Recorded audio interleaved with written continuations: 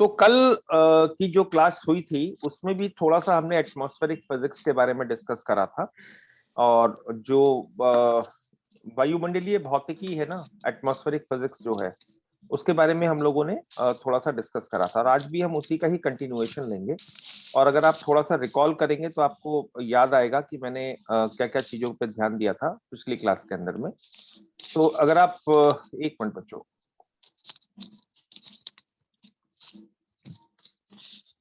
तो उस क्लास के अंदर में जो हम लोग डिस्कस कर रहे थे वो था कि हमने एक कल की क्लास के अंदर में लॉज ऑफ रेडिएशन जो है ना उनके बारे में हम लोगों ने डिस्कस करा था। Laws of radiation, laws of radiation. Okay. और अगर मेरी ख्याल से याद होगा तो कोई मुझे बता सकता है कि कल हम लोगों ने लॉज ऑफ रेडिएशन के अंदर में क्या क्या डिस्कस करा था। लॉज ऑफ रेडिएशन या विकिरण के जो नियम थे ना उसके बारे में हम लोगों ने डिस्कस करा था। ओके। विकिरण का पहला नियम क्या है? कोई मुझे बता सकता है कि पहला नियम क्या है विकिरण का? विकिरण का पहला नियम क्या है? Yes sir. हाँ बेटा बताओ। सभी वस्तुएं लगातार विकिरण ऊर्जा का उत्सर्जन करती हैं और इनकी तरंग दैर्ध्य अलग अलग होती है। हाँ, उनका तरंग धैर्य जो होता है वो अलग अलग होता है। इवन कल मैंने आपको बताया था कि हर वस्तु विकिरण ऊर्जा जो होती है उसका उत्सर्जन करती है, यानी कि रेडिएंट एनर्जी जो होती है उसको कंटिन्यूअसली एमिट करती है। ओके।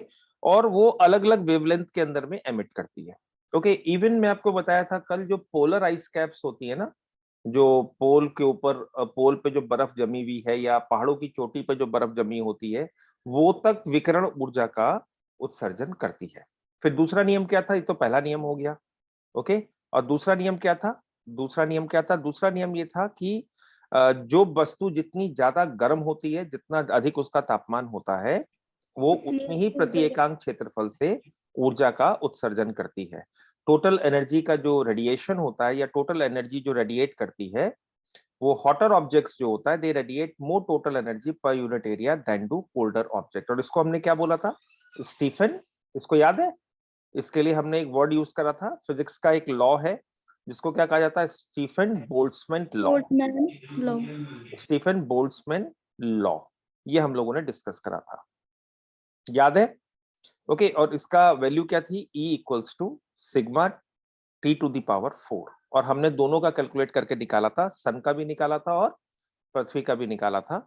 और हमने ये पाया था जो सूर्य से ऊर्जा निकलती है, जो सूर्य से आती है, वो लगभग 1,60,000 गुना होती है प्रति एकांक क्षेत्रफल से, यानी कि 1,60,000 गुना होती है पृथ्वी से आने वाली ऊर्जा का। ये हम लोगों ने कैलकुलेट करा था कल, अगर आपको याद हो तो कल हम लोगों ने सेकेंड यस नियम के सर। तौर पे हमने ये भी कैलकुलेट करा था। तीसरा नियम क्या था? तीसरा नियम पुष्पेंद्र, तीसरा नियम क्या था? अगर याद है तो तीसरा नियम क्या था? जो हॉटर ऑब्जेक्ट्स होते हैं, जो गर्म वस्तुएं होती हैं, हॉटर वो ऑब्जेक्ट्स। एनर्जी का उत्सर्जन करते हैं शॉर्टर वेवलेंथ हाँ, में। हॉटर ऑब्जेक्ट्स किसका उत्सर्जन करते हैं? शॉर्टर वेवलेंथ की साइड, टोटल वेवलेंथ का सर। शॉर्टर वेवलेंथ का करते हैं। और शॉर्टर वेवलेंथ उससे कौन सी आएगी? जो इंफ्रारेड या उससे विजिबल या फिर अल्ट्रा वायलेट, इन सब की कैटेगरीज के अंदर में आती है। और इसको हमने क्या बोला था? Wien's displacement. Wien's displacement law. Okay. Wien's का डिस्प्लेसमेंट लॉ या वाइन का विस्थापन नियम जो होता है वो हम लोगों ने डिस्कस करा था। और जो सर कोल्डर ऑब्जेक्ट्स होते हैं वो लॉन्गर वेवलेंथ को रेडिएट करते हैं। ओके। इसलिए कहा जाता है पृथ्वी क्योंकि कोल्डर है तो वो लॉन्गर वेवलेंथ को रिलीज करती है या रेडिएट करती है। और क्योंकि जो हमारी सन जो है वो क्या है? गर्म है, तो इसलिए वो शॉर्टर वेवलेंथ को रेडिएट करता है। ये पॉइंट क्लियर हो गया आप लोगों को? और चौथा हम यस लोगों ने सर। जो नियम हमने डिस्कस करा था, चौथा हमारा नियम क्या था? कि जो वस्तुएं अच्छी एब्जॉर्बर होती हैं वो अच्छी उत्सर्जक भी होती हैं। ये हमने डिस्कस करा था ना, जो यस अच्छी सर। एब्जॉर्बर होती है वो अच्छी उत्सर्जक भी होती है। Good absorbers of radiation are good emitters, यही हम लोगों ने डिस्कस करा था। गुड एब्जॉर्बर्स आर, आप लोगों को जो मैं लिख रहा हूं वो तो साफ साफ दिख रहा है ना? Good absorbers sir are good radiators. Writing में तो कोई दिक्कत नहीं आ रही, मेरे ख्याल से आप लोगों को समझ में आ रहा होगा। ओके। गुड एब्जॉर्बर्स जो होते हैं वो गुड रेडिएटर्स भी होते हैं। ओके। और अर्थ और सन जो होता है, अर्थ और सन जो है वो क्या है? गुड एब्जॉर्बर है, they are good absorber.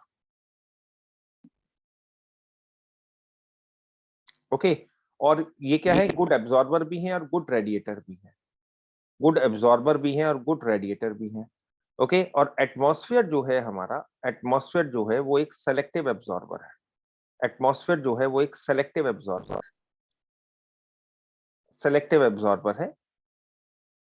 Selective absorber हम क्यों बोलते हैं? सेलेक्टिव एब्जॉर्बर भी और सेलेक्टिव एमिटर भी है, क्योंकि ये कुछ रेंज की जो एनर्जी होती है, ओके, उसको तो जो सोलर रेडिएशन होता है, कुछ रेंज का जो सोलर रेडिएशन होता है उसके लिए तो ट्रांसपेरेंट होता है, और कुछ के लिए क्या होता है, वो ओपेक होता है। ओके, तो आप ये कह सकते हो कि ये जो शॉर्टर वेवलेंथ होती है, जो हमारा एटमॉस्फेयर होता है, वो शॉर्टर वेवलेंथ जो होती है उसके लिए क्या होता है, शॉर्टर वेवलेंथ के लिए क्या होता है, हमारा एटमॉस्फेयर जो होता है वो ट्रांसपेरेंट होता है और पारदर्शी। पारदर्शी होता है। इसलिए सूर्य से आने वाला प्रकाश जो होता है वो आसानी से, सूर्य से आने वाली जो ऊर्जा होती है या सूर्य से आने वाला जो रेडिएंट एनर्जी होती है वो आसानी से हमारे वायुमंडल को पार करके पृथ्वी तक पहुंच जाती है। ओके, और क्या होता है, जो लॉन्गर वेवलेंथ होती है उसके लिए क्या होता है, longer opaque. Wavelength, longer wavelength कहाँ से आती है, पृथ्वी से, जिसको हम पार्थिव विकिरण कहते हैं या टेरेस्ट्रियल रेडिएशन कहते हैं। ठीक है, तो जो लॉन्गर वेवलेंथ होती है उसके लिए क्या होता है, ओपेक होता है। ओपेक का मतलब वो क्या होता है, उसके लिए मेरे अपारदर्शी। में तो सर भी दिख रहा है। पुष्पेंद्र अपना माइक बंद कर लो। Sorry sir. ओके, नहीं तो सारी बातें पता चल जाएंगी तुम्हारी। ठीक है, तो जो है, ओके, अब मैंने आप लोगों से 4 नियम थे, हम लोगों ने डिस्कस करे थे पिछली क्लास के अंदर में। ये थोड़ा सा एटमॉस्फेरिक फिजिक्स का एक भाग था। अब इसको फर्दर ले जाते वक्त मैंने आपके साथ ये डिस्कस करना था कि जो सोलर रेडिएशन होता है, हामिद सुन रहे हो, आवाज आ रही है? अब क्वेश्चन ये था कि हमारा हाँ, what happened to solar radiation, what happened to solar radiation, जो सोलर रेडिएशन होता है उसका क्या होता है, what happened to solar radiation. Okay, जो जो इनकमिंग सोलर रेडिएशन होता है या सूरज से आने वाला जो विकिरण होता है उस पर क्या होता है। ओके, अब जैसे मैंने आपके साथ बताया था कि इसके 3 चीजें हो सकती हैं। ओके, इसके 3 चीजें हो सकती हैं। एक तो क्या हो सकता है, एक तो एब्जॉर्प्शन हो सकता है, एक ट्रांसमिशन हो सकता है, एक रिफ्लेक्शन हो सकता है, और एक क्या होता है, स्कैटरिंग होता है। ये तीन ही चीज, 4 ही चीजें होंगी, सॉरी। अब एब्जॉर्प्शन, एब्जॉर्ब्ड हो सकती है वो, उसका अवशोषण हो सकता है, यानी कि वो अवशोषित हो सकती है। लेकिन ऐसा नहीं होता कि एब्जॉर्प्शन हर सरफेस पे हो जाएगा। एब्जॉर्प्शन जो होता है वो किसके ऊपर डिपेंड करता है, it depends upon brightness, brightness of the surface के ऊपर डिपेंड करता है, डिपेंड्स अपॉन ब्राइटनेस, ब्राइटनेस। हाँ, ब्राइटनेस के ऊपर डिपेंड करता है कि जो चीज जितनी ज्यादा ब्राइट होगी उसका उतना ही कम एब्जॉर्प्शन होगा, एब्जॉर्प्शन की कैपेसिटी होगी उसमें। और जो चीज जितनी ज्यादा ब्राइट होगी वो कम एब्जॉर्प्शन करेगी, और जो कम ब्राइट होगी वो ज्यादा एब्जॉर्प्शन करती है। ये तो पॉइंट क्लियर है ना सब लोगों को? Yes sir. हाँ, अब देखो हम गैसेस के मामले में आते हैं। अगर हम गैसेस की बात करते हैं तो गैसेस के अंदर में क्या है, हमारी मुख्य जो गैसेस है वो नाइट्रोजन और ऑक्सीजन है। और नाइट्रोजन और ऑक्सीजन के बारे में हम लोग ये देखते हैं कि नाइट्रोजन और ऑक्सीजन जो होती है वो मैक्सिमम सोलर रेडिएशन को एब्जॉर्ब ही नहीं करती है। सोलर रेडिएशन मतलब शॉर्ट वेव रेडिएशन। और आप लोगों को अगर पिछली बार पिछली पिछली क्लासेस का अगर आप लोगों को ग्राफ याद होगा तो मेरे ख्याल से आप लोगों को याद आ जाएगा कि मैक्सिमम सोलर रेडिएशन के लिए ये बैड अब्जॉर्बर होती है। बैड अब्जॉर्बर मतलब इसको एब्जॉर्ब ही नहीं करती है। अब जब एब्जॉर्ब नहीं करेगी तो क्या होगा, वो आसानी से जो रेडिएशन होगा वो उनमें इनमें से पास हो जाएगा, नहीं हो जाएगा? अब पास होकर वो कहां तक पहुंच जाएगा, अर्थ तक पहुंच जाएगा या पृथ्वी तक पहुंचा जाएगा। और वाटर वेपर जो होते हैं, जो हमारे वाटर वेपर होते हैं, जैसे मैंने आपको बताया था, वाटर वेपर भी ऐसा नहीं है, मैक्सिमम सोलर रेडिएशन को तो ये भी एब्जॉर्ब नहीं करते, लेकिन वाटर वेपर किसको एब्जॉर्ब करते हैं, इंफ्रारेड वाले भाग को एब्जॉर्ब करते हैं, रेडिएशन का जो इंफ्रारेड वाला भाग होता है। तो इन ऑल अगर हम देखें, अगर हम सारा कैलकुलेशन करके देखेंगे तो 99% हमारा जो एटमॉस्फेयर है या वायुमंडल जो है, एटमॉस्फेरिक गैसेस जो है हमारी, वो bad absorber of solar radiation है। Atmospheric gases are bad absorber of solar radiation, bad absorber. और यही कारण है कि वायुमंडल जो होता है हमारा वो कभी भी सोलर रेडिएशन से गर्म नहीं होता, क्योंकि वो एब्जॉर्ब ही नहीं हो रहा है। और उसके लिए ज्यादातर हमारी गैसेस कैसी हैं, ट्रांसपेरेंट है, वो आसानी से उसको पास होने देती है। Okay, bad absorber. Okay, clear है आपको? 99% जो है हमारा, ठीक है। यस। अब इसके बाद अगर एब्जॉर्प्शन नहीं होगा तो क्या होगा, ट्रांसमिशन होगा, ट्रांसमिटेड होगी।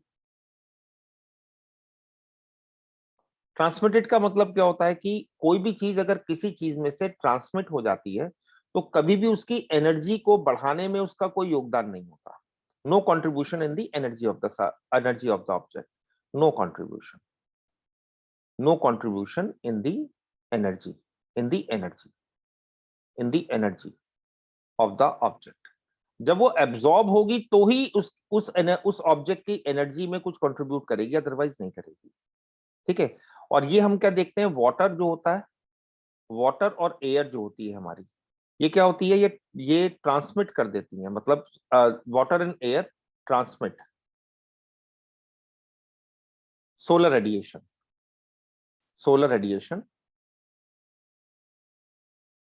To certain wavelength. ऐसा नहीं होता कि सभी वेवलेंथ को कर देती हैं, टू सर्टेन वेवलेंथ। और ज्यादातर वेवलेंथ के लिए क्या होता है, ये ट्रांसमिट कर देती है। ट्रांसमिट के बाद क्या होता है हमारा, क्या आता है, रिफ्लेक्शन। रिफ्लेक्शन भी हो सकता है ना, रिफ्लेक्ट भी हो सकती है। रिफ्लेक्ट का मतलब क्या होता है कि कोई लाइट जो होती है वो पड़ी इस पे और वो सेम एंगल पे ही क्या होती है, वापस चली जाती है। सेम एंगल पे ही वो लाइट जो होती है वो वापस चली जाती है। ठीक है, तो इसको हम बोलते हैं रिफ्लेक्शन। तो लाइट बाउंसेस, लाइट जो होती है वो क्या होती है, सेम एंगल पे ही बाउंस होके वापस चली जाती है। तो आप कह सकते हो कि light bounces back at the same angle, back at the same angle, same angle पर ही वो क्या हो जाती है, बाउंस हो जाती है। ओके। और चौथा क्या हो सकता है, वो हो सकता है स्कैटरिंग का मतलब आप लोग समझते ही होंगे कि स्कैटरिंग में क्या होता है कि कोई एक कण है और उस पे अगर लाइट टकराती है या उस पे रेडिएशन आता है, तो रेडिएशन कई दिशाओं में छोटी छोटी या वीक रेज जो होती हैं उनमें टूट जाता है, ब्रेक हो जाता है। हाँ, वीक हो जाता है, कई सारी छोटी अलग अलग डायरेक्शन के अंदर में स्कैटर्ड हो जाता है। तो आप ये कह सकते हो large number of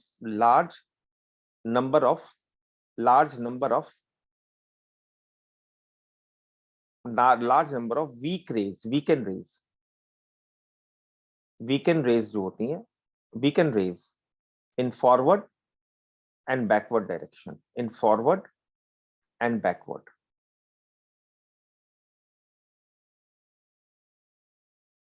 forward and backward direction के अंदर में हो जाता है। अब एक चीज को समझना कि अगर हम इसकी बात करते हैं, इन दोनों की बात करें, रिफ्लेक्शन और स्कैटरिंग की अगर हम बात करें, ठीक है, तो ये रिफ्लेक्शन और स्कैटरिंग जो होती है वो किसके ऊपर डिपेंड करती है, साइज के ऊपर डिपेंड करती है, साइज ऑफ द ऑब्जेक्ट के ऊपर डिपेंड करती है, साइज ऑफ द पार्टिकल्स के ऊपर डिपेंड करती है, और साथ ही साथ ये किसके ऊपर डिपेंड करती है, वेवलेंथ के ऊपर, कि लाइट पड़ने वाली जो लाइट है उसका वेवलेंथ क्या है। ओके। अब अगर तुम याद करोगे तो हम लोगों ने कल एक कॉन्सेप्ट और डिस्कस करा था, एल्बिडो का, है? और हाँ सुखदेव, एल्बिडो क्या है, याद है तुम्हें? एल्बिडो क्या है? एल्बिडो क्या है, अगर याद हो तो? नो सर, मुझे पता नहीं।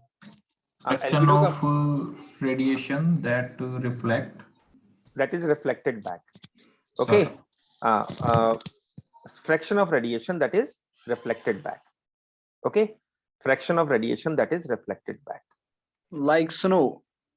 Yes. बेटा स्नो ही नहीं होता, एल्बिडो तो सारे सरफेस का होता है, लेकिन किसी का ज्यादा होता है, किसी का कम होता है। डिस्कस कर रहे थे सर कल, अर्थ का 30% था, फ्रेश स्नो का 75% के आसपास था, 95% तक जाता है, 75 to 95% तक हो सकता है।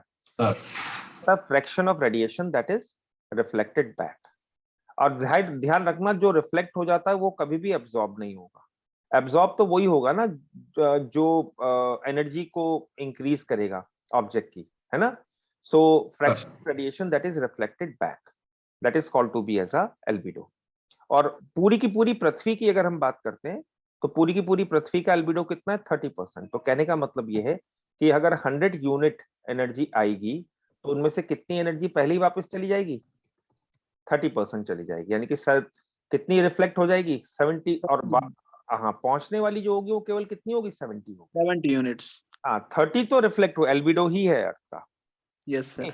और जैसे मैंने आप लोगों के साथ डिस्कस करा था, जो फ्रेश स्नो होती है, अब सिंपल सी बात है, फ्रेश स्नो जो होती है उसका कितना था, अगर ताजी गिरी हुई बर्फ है तो उसका जो एल्बिडो होगा वो 75 to 95% होगा। ओके। और क्लाउड्स की अगर हम बात करें, क्लाउड्स के ऊपर भी डिपेंड करता है कि क्लाउड कैसे हैं, लो क्लाउड है या हाई क्लाउड है, तो उसके ऊपर भी डिपेंड करता है। तो 70 इनका भी ऑलमोस्ट स्नो की तरह ही होता है सर। हाँ, वो उसके ऊपर नहीं बेटा, ये डिपेंड करता है कि क्लाउड कैसा है।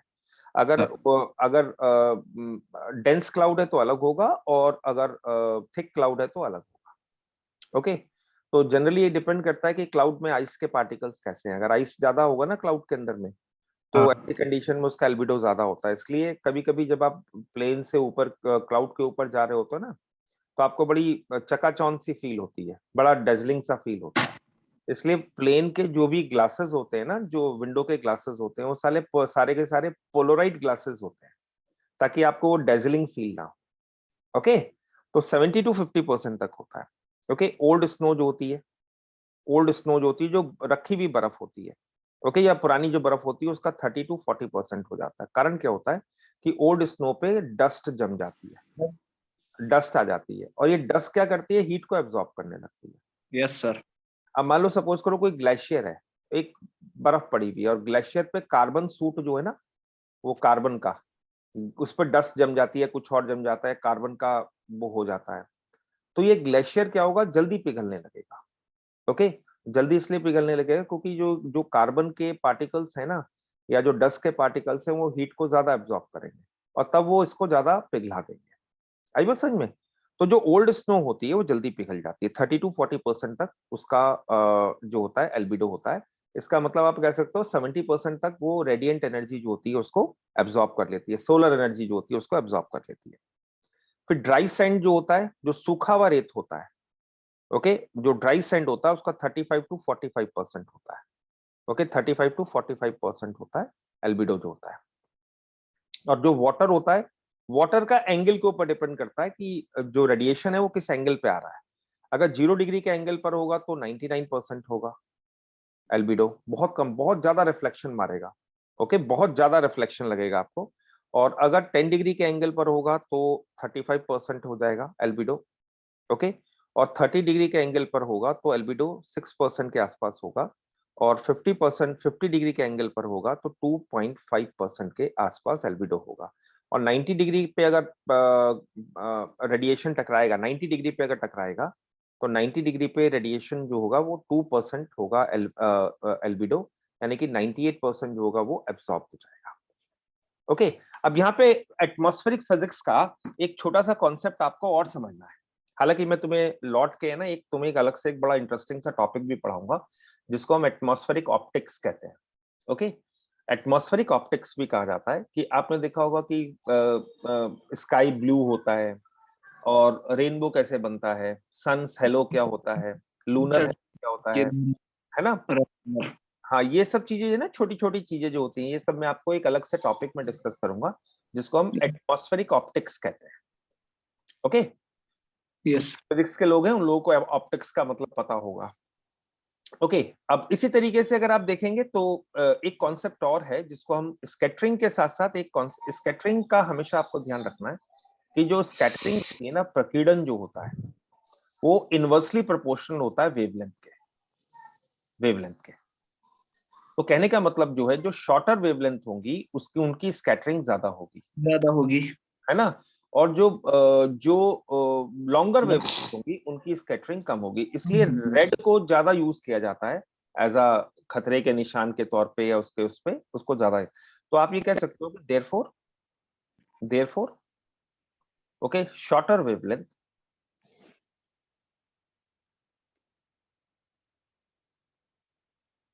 are scattered more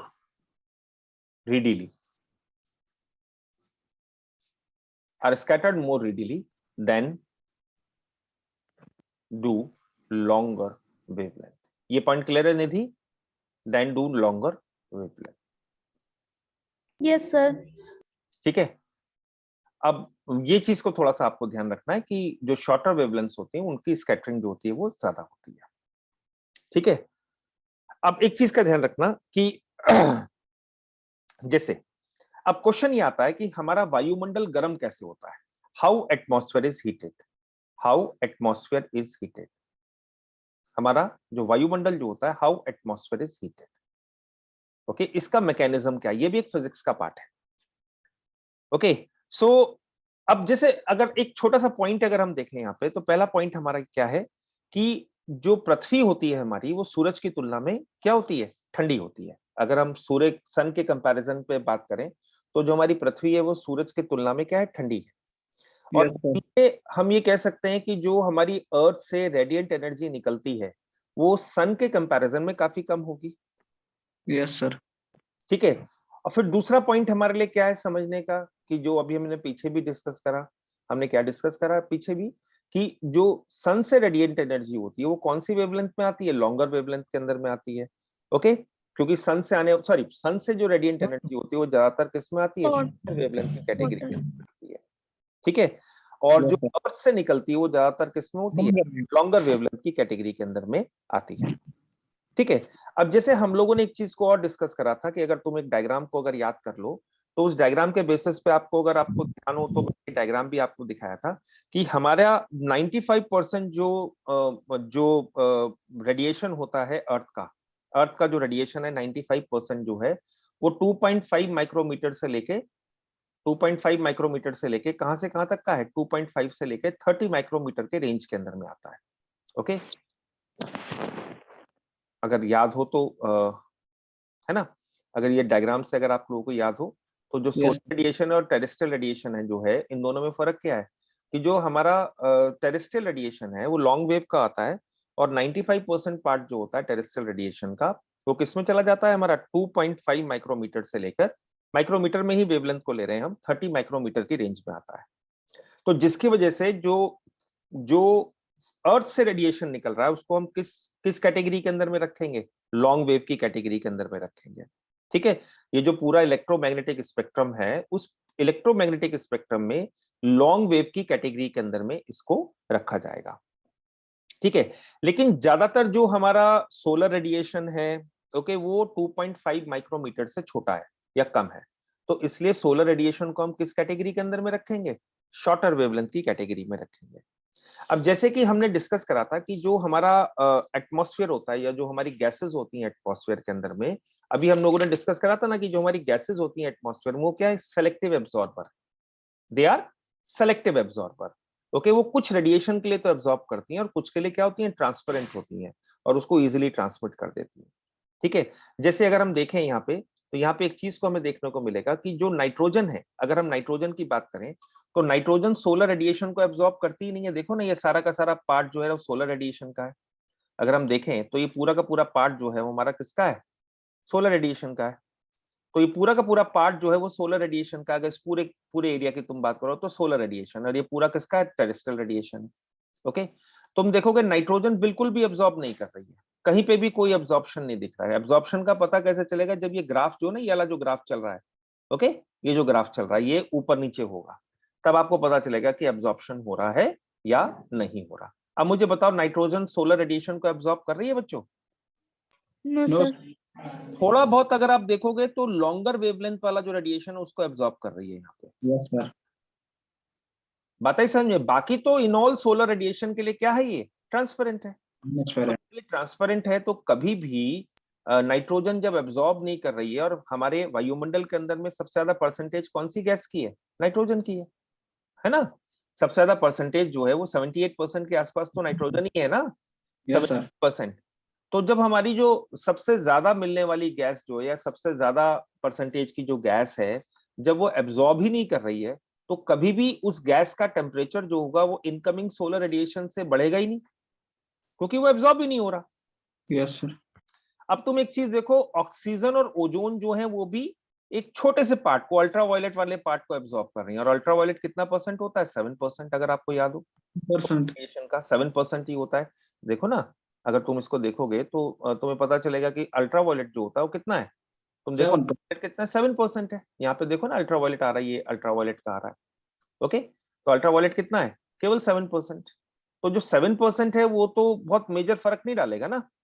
ओके, और जो हमारी ये 7% है, और इसी रेंज के अंदर में, इसी रेंज का जो रेडिएशन होता है उसको कौन एब्जॉर्ब करती है? ऑक्सीजन और ओजोन जो होती है वो एब्जॉर्ब। ओके, ऑक्सीजन जो और ओजोन जो होती है वो इसको एब्जॉर्ब कर लेती है, लेकिन ये 7% है। तो 7% बहुत बड़ा डिफरेंस क्रिएट नहीं करेगा। ओके, बहुत बड़ा मतलब आप इसकी इंपॉर्टेंस भी है, ऐसा नहीं है कि इसका कोई इंपॉर्टेंस नहीं है या इसकी कोई रेलेवेंस नहीं है, रेलेवेंस है। लेकिन अगर आप ये देखोगे तो यहाँ पे आपके लिए जो मेन लर्निंग का पॉइंट ये है कि नाइट्रोजन जो सबसे ज्यादा गैस है वो बिल्कुल भी सोलर रेडिएशन को एब्जॉर्ब नहीं करती, और ऑक्सीजन और ओजोन जो होती है वो कौन से रेडिएशन को एब्जॉर्ब करती है? अल्ट्रावायलेट वाले को। निधि बेटा समझ में आ रहा है? Yes sir. अच्छा, अब तुम देखो नेक्स्ट इंपॉर्टेंट गैस कौन सी आएगी हमारी?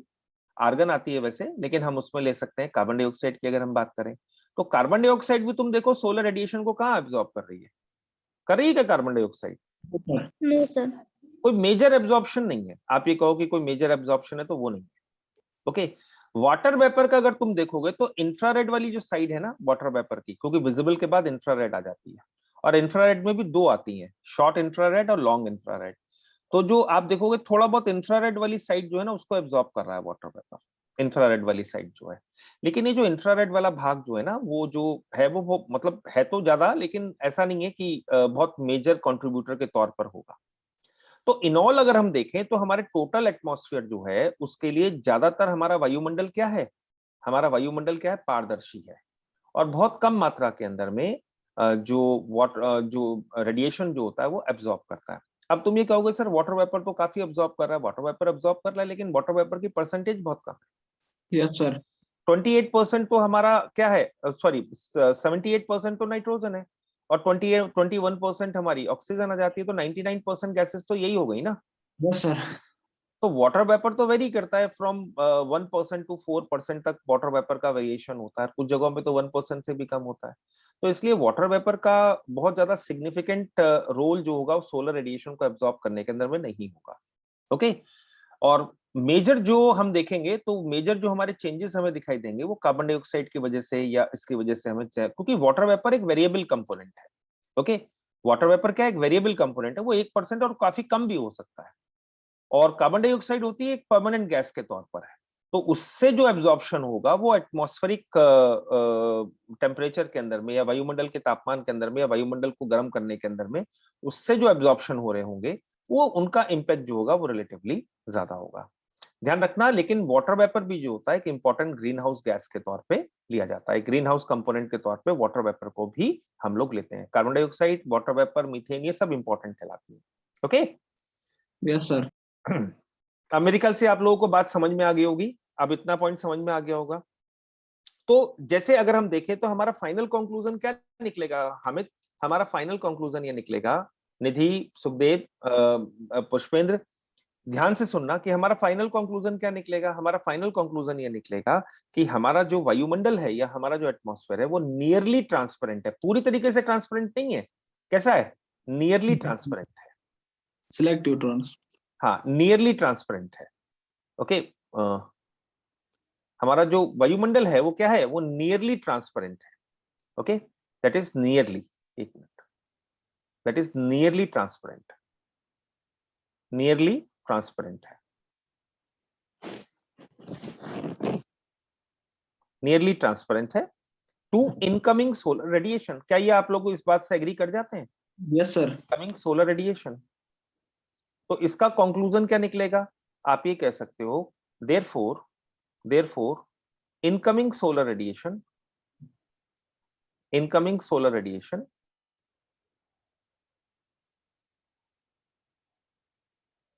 do not contribute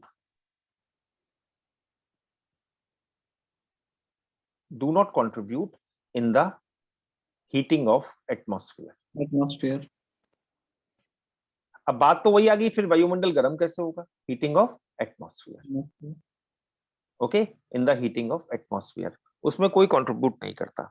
ठीक है, तो आप ये कह सकते हो कि solar radiation is not a effective heater of earth atmosphere. Okay, अब होता क्या है कि जो हमारा वो है जो एटमॉस्फेयर एज अ होल की अगर हम बात करते हैं, ओके, जो एटमॉस्फेयर एज अ होल की अगर हम बात करते हैं तो एटमॉस्फेयर एज अ होल क्या कह सकते हैं हम? लेकिन अगर हम देखेंगे कि हमारा जो एटमॉस्फेयर है वो जो लॉन्ग वेव रेडिएशन है उसके लिए अच्छा काम कर रहा है। इधर की तरफ तुम देखोगे ना, ये वाला पार्ट यस अच्छा काम कर रहा है। एफिशिएंट एब्जॉर्बर, तो atmosphere is a efficient absorber of, efficient का मतलब एक ठीक ठाक, बहुत ज्यादा तो नहीं, efficient absorber of terrestrial radiation. Terrestrial radiation आप ये कह सकते हैं कि हमारा वायुमंडल एक ठीक ठाक अवशोषक है पार्थिव विकिरण का, टेरेस्ट्रियल रेडिएशन का। पार्थिव विकिरण जो होता है उसको एब्जॉर्ब कर लेता है, लॉन्ग वेव रेडिएशन। ओके, या जिसको हम लॉन्ग वेव रेडिएशन कहते हैं। ओके, लॉन्ग वेव रेडिएशन जो होता है जो सन, और ये किससे निकलता है? अर्थ से निकलता है। ओके, अर्थ जो होती है उससे एब्जॉर्ब कर लेता है।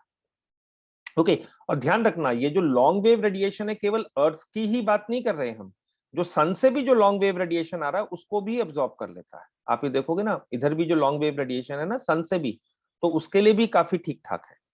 Yes sir. आई बात समझ में? जी सर। अच्छा, अब तुम एक चीज को तुम ध्यान दो इसी के अंदर में, अगर यहाँ पे एक चीज को ध्यान दोगे कि वाटर वेपर, मैं इसको वाटर वेपर और कार्बन डाइऑक्साइड, अगर इसी डायग्राम के अंदर में तुम अगर ध्यान दोगे, ठीक है, तो अगर आप ध्यान दोगे तो वाटर वेपर और कार्बन डाइऑक्साइड जो होती हैं, ठीक है, वो आर गुड एब्जॉर्बर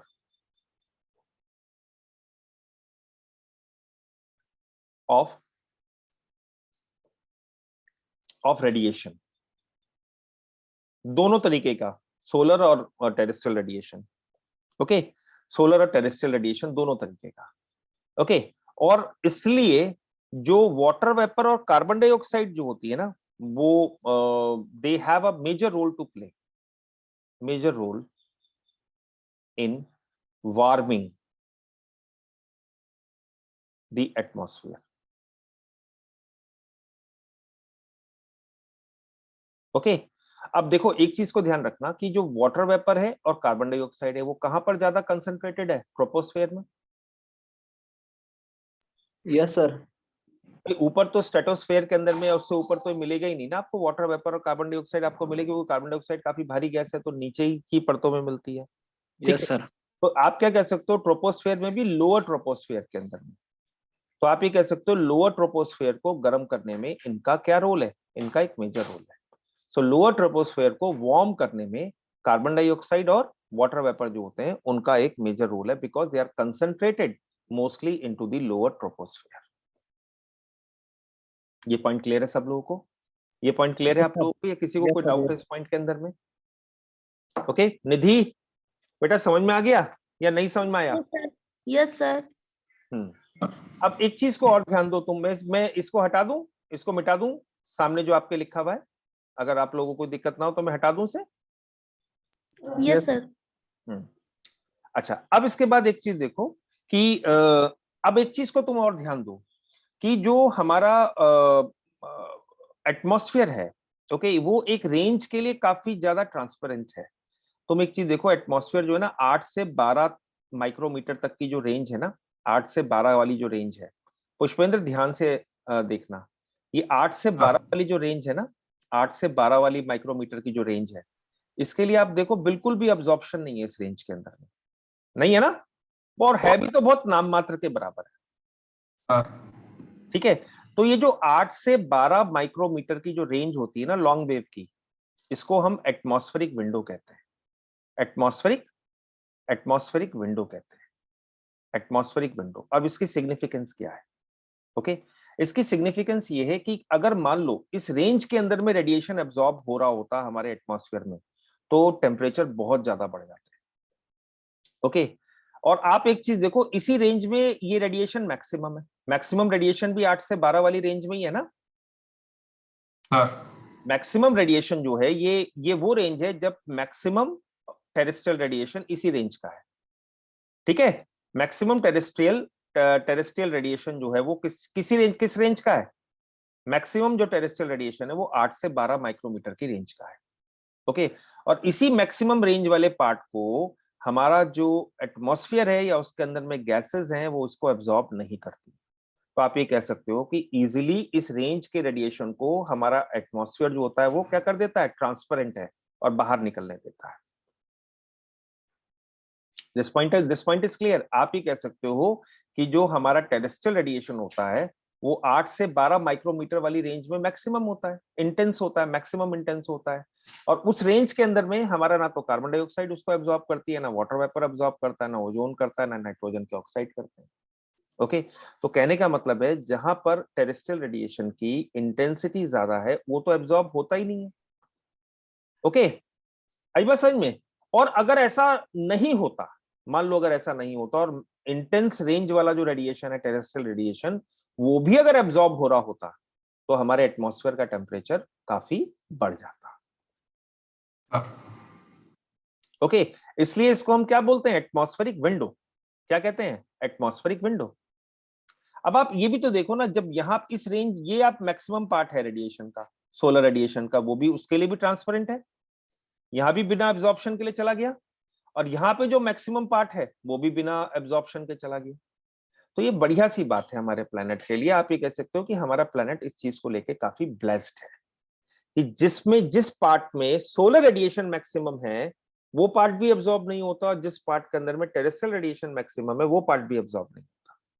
ज्यादातर हमारा एटमॉस्फेयर किसको एब्जॉर्ब करता है, जहां पे रेडिएशन की इंटेंसिटी कम है, जिस पार्ट में रेडिएशन इंटेंसिटी कम है, या जिस पार्ट के अंदर में टेरेस्ट्रियल इंटेंसिटी जो है, टेरेस्ट्रियल रेडिएशन की इंटेंसिटी जो है वो कम है। ओके अब इसमें एक कॉन्सेप्ट को समझ लेना तुम लोग। अब इसमें एक कॉन्सेप्ट है और ये कॉन्सेप्ट ये कहता है, कॉन्सेप्ट सिंपल ये चीज को बताता है कि अगर हम अपने एटमॉस्फेयर की बात करते हैं और हमारे वायुमंडल है, लेकिन अगर मान लो क्लाउड आ जाते हैं ऊपर, मान लो क्लाउड आ गए। ओके अब ये जो क्लाउड होते हैं ना ये थोड़ा सा गड़बड़ कर देते हैं। अब जब रेडिएशन बाहर की ओर जा रहा होता है, ओके जब रेडिएशन बाहर की ओर जा रहा होता है टेरेस्ट्रियल रेडिएशन, क्योंकि टेरेस्ट्रियल रेडिएशन के थ्रू ही तो हमारी पृथ्वी ठंडी होगी सर। हमारी जो पृथ्वी ठंडी होगी वो टेरेस्ट्रियल रेडिएशन के थ्रू ही होगी। अब जब टेरेस्ट्रियल रेडिएशन वापस जा रहा होगा, ऊपर की ओर जा रहा होगा टेरेस्ट्रियल रेडिएशन, तो इसके अंदर में एक रेंज भी होगी, नहीं होगी? अब ये इसमें 8 से 12 माइक्रोमीटर वाली रेंज भी होगी, होगी? तो हमारा एटमॉस्फेयर तो ट्रांसपेरेंट है 8 से 12 वाला के लिए, लेकिन जो ये क्लाउड होते हैं ना, ये क्लाउड ट्रांसपेरेंट नहीं होता है। ये क्लाउड क्या करते हैं, इसको एब्जॉर्ब कर लेते हैं, दे एब्जॉर्ब। क्लाउड क्या करेंगे, इसको एब्जॉर्ब कर लेंगे। ओके तो आप क्या कह सकते हैं, अगर क्लाउड जो होंगे वो क्या करेंगे, इसको 8 से 12 वाले रेडिएशन जो है इसको एब्जॉर्ब कर लेंगे। तो आप कह सकते हो कि क्लाउड क्या बन गए, एक विंडो ब्लाइंड्स हो गए, विंडो ब्लाइंड हो गए, नहीं हो गए? या आप ये कह सकते हो कि ये जो हमारी एटमॉस्फेरिक विंडो थी उसको क्या कर रहे हैं, ये ब्लॉक कर देते हैं, उसके सामने एक पर्दा कर देते हैं। एटमॉस्फेरिक विंडो जो थी ना उसके सामने क्या कर दिया, एक पर्दा कर दिया।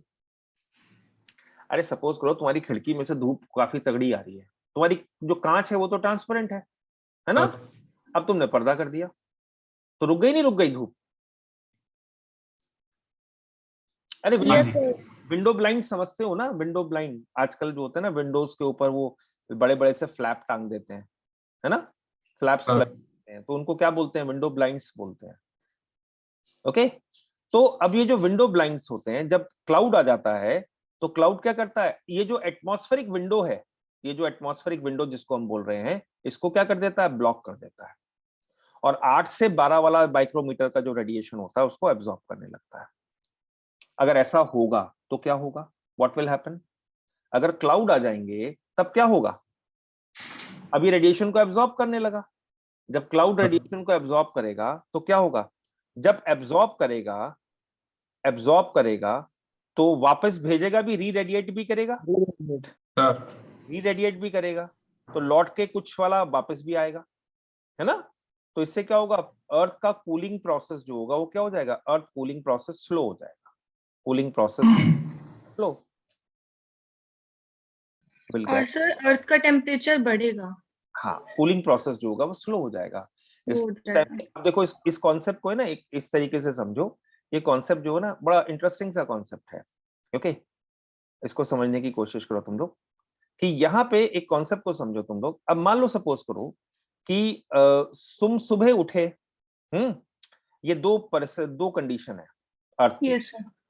और सुबह 7 बजे का टाइम है, 7 AM का टाइम, 7 या 6 AM का टाइम है, और उस टाइम में सूरज निकला हुआ है। ओके और रेडिएशन आ रहा है सूरज से क्या है, रेडिएशन आ रहा है। तो आप जानते हैं रेडिएशन एब्जॉर्ब तो होगा नहीं, रास्ते में तो कहीं एब्जॉर्ब नहीं होगा, क्योंकि मैक्सिमम पार्ट तो ट्रांसमिटेड ही हो जाएगा। मैक्सिमम पार्ट जो होगा वो तो ट्रांसमिटेड ही हो जाएगा ना, मैक्सिमम पार्ट तो ट्रांसमिटेड ही हो जाएगा। अब मान लो सपोज करो कि जब अर्थ जो होगी वो क्या होगी, हमारी जो अर्थ होगी वो 7 बजे से लेके नून टाइम तक, नून टाइम मतलब मैक्सिमम सन एंगल तक का जो टाइम होगा उसको हम 1 PM या 2 PM तक का अगर हम टाइम माने, तो उसको अगर हम देखें तो वहां तक गर्म होगी, क्योंकि सोलर रेडिएशन जो होगा वहां तक आ रहा है सन के पास से आ रहा है। ओके, लेकिन अगर उसके बाद क्या होगा, 3 बजे के बाद क्या होगा, जब सन एंगल लो हो जाएगा तो रेडिएशन वीक हो जाएगा, तो अर्थ क्या करेगी, ठंडे होने का प्रोसेस करेगी। अर्थ में क्या होगा, ठंडे होने का प्रोसेस जो होगा अर्थ से शुरू होगा। और अर्थ ठंडी कैसे होगी, ठंडी कैसे होगी, टेरेस्ट्रियल रेडिएशन के माध्यम से। Yes sir.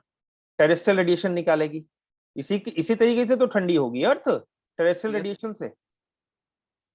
आई बात समझ में? अब ये बताओ ये रेडिएशन कैसा है, ये शॉर्ट वेव का रेडिएशन है, ये शॉर्ट का भाई, ये रेडिएशन शॉर्ट वेव वाला, ये शॉर्ट वेव वाला रेडिएशन है, और ये रेडिएशन कैसा है, लॉन्ग वेव वाला। Long wave. अरे भाई बात समझ में आ रही है बच्चों या नहीं समझ में? सर अब मान लो सपोज करो कि जब अर्थ ठंडी होने का प्रोसेस शुरू होता है 3 बजे के बाद से, कोई भी टाइम, ऐसा कोई परफेक्ट टाइम नहीं है, बट आप ऑलमोस्ट 3 बजे के आसपास का ले लो कि जब अर्थ ठंडी होने लगेगी, और उस टाइम में क्या होता है कि मान लो क्लाउड आ जाता है। उस टाइम में क्या हुआ, क्लाउड आ गया, ये क्लाउड आ गया, क्लाउड आ गया। अब सिंपल सी बात है, अर्थ का रेडिएशन कौन सी रेंज में मैक्सिमम है शालिनी? अर्थ का रेडिएशन जो है वो कौन सी रेंज में मैक्सिमम है? 8 से लेके 12 माइक्रोमीटर रेंज का। हाँ, यस सर। के 12 माइक्रोमीटर वाला मैक्सिमम है। Yes sir. ये तो ट्रांसपेरेंट है 8 से 12 को लेके, लेकिन क्लाउड जो है ये बदमाश है, ये क्या करेगा, इसको एब्जॉर्ब कर लेगा, ब्लॉक कर देगा। तो अर्थ का कूलिंग प्रोसेस स्लो हो जाएगा, नहीं हो जाएगा? स्लो हो जाएगा। Yes sir. इसलिए क्या होता है कि अगर आपका दोपहर के बाद अगर क्लाउडीनेस आते हैं तो शाम के टाइम में घुटन घुटन सी महसूस होने लगती है। और मॉर्निंग के टाइम पे क्लाउड होगा। अब देखो इसको समझो, अगर मॉर्निंग के टाइम पे क्लाउड होगा, मान लो इसको हम ले लेते हैं, ये अर्थ है और हमने कहा कि भाई ये हमारा सन है। ओके, अब सुबह के 6 बज रहे हैं, अब सूर्यदेव आए। अब सूर्यदेव जब आए तो यहाँ पे हमने क्या करा, क्लाउड भी बना रखा है, इनको क्लाउड बना रखा है, पृथ्वी एक पर्टिकुलर एरिया को क्लाउड ने ढक रखा है। तो सूर्यदेव का जो रेडिएशन होगा वो क्या करेगा, क्लाउड क्या करेगा, रिफ्लेक्ट कर देगा, क्योंकि क्लाउड का एल्बिडो होता है ज्यादा, है ना? Yes sir, yes sir, yes sir. ये रिफ्लेक्ट कर देगा, तो अब रेडिएशन पहुंचा ही नहीं अर्थ तक, तो यहाँ पे क्या हो जाएगा, अल्टीमेटली क्या होगा, कूलिंग होने लगेगा। Cooling, yes sir. क्योंकि रेडिएशन पहुंचा नहीं, उस दिन आपको ठंडा ठंडा लगने लगेगा। जी सर। पॉइंट क्लियर है? Yes sir. तो अगर मैं आपसे कहूं कि जो नाइट टेम्परेचर्स होते हैं, रात्रि के जो टेम्परेचर्स होते हैं, नाइट टेम्परेचर्स जो होते हैं, रात के जो टेम्परेचर्स होते हैं वो हायर होते हैं। निधि समझ में आ रहा है? जो रात के टेम्परेचर होते हैं, night temperatures are higher. Yes sir. Are higher, रात के जो टेम्परेचर होते हैं वो ज्यादा होते हैं in cloudy nights. Yes sir.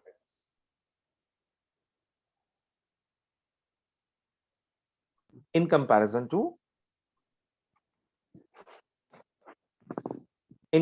to clear nights। ये बात एग्री करोगे कि temperatures are higher in cloudy nights, मतलब जब बादल हुए हुए हैं रात के टाइम में, तो उस टाइम में टेम्परेचर थोड़ा सा ज्यादा होता है क्लियर नाइट के कंपैरिजन में। ओके, अब सुखदेव मुझे जवाब दो, अगर तुम्हें इतना कॉन्सेप्ट समझ में आ गया है, ठीक है, तो डेजर्ट एरियाज रात में ठंडे क्यों होते हैं? Why desert areas are colder in night? Why desert areas are colder in night? Why desert areas are colder in night? Colder at night। बता सकते हैं? कोई मुझे बताएगा? पुष्पेंद्र तुम बताओ।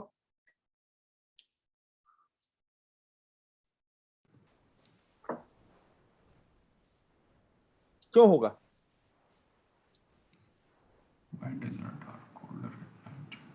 सर क्योंकि वहाँ पे जो रेत होता है ना, सैंड होता है, वो ज्यादा शार्पली ठंडा होता है। ये कौन सी तुमने फिजिक्स पढ़ी है, कहाँ से पढ़ी तुमने? ये क्या बसों में मिलने वाली किताब पढ़ते होगा साथ में? नहीं सर, मतलब अभी तो कॉन्सेप्ट पूरा समझाया, इस बीच में कहाँ गायब हो गए थे तुम? कहीं और ध्यान था तुम्हारा, इसका मतलब? Phone call sir. हाँ वही तो बात है ना, अभी तो ये कॉन्सेप्ट इसी कॉन्सेप्ट को तुम अप्लाई कर दोगे तो तुम्हें आंसर आ जाएगा। Hamid, Yes, sir. तो आप हामिद, चलो निधि तुम बताओ।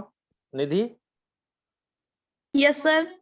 हाँ बताओ क्या क्या क्या रीजन होता है कि क्योंकि desert- सर वहाँ पे जो नाइट होती है वो क्लियर होती है, क्लाउडी कम होती है। बिल्कुल सही और- कहा कि जो डेजर्ट एरियाज होते हैं, डेजर्ट एरियाज के ऊपर क्लाउड होता नहीं, क्योंकि वहां पे मॉइस्चर होता ही नहीं है, या मॉइस्चर बहुत ना के बराबर होता है, इसलिए क्लाउड की फॉर्मेशन नहीं होती है ना। तो क्लाउड की फॉर्मेशन नहीं होती, इस वजह से डेजर्ट एरियाज जो होते हैं वो रात में काफी ठंडे हो जाते हैं, ठंडे हो जाते हैं। से आसानी से क्या होता है, आसानी से रेडिएशन बाहर निकल जाता है वहां से, आसानी से रेडिएशन जो होता है वो बाहर निकल जाता है। क्लियर है? इसलिए डेजर्ट sir. रात में काफी ठंडे हाँ। होते हैं। तो अगर मैं आपसे कहूं कि अर्थ कैसे बिहेव करती है, earth act like a radiator, चलेगा?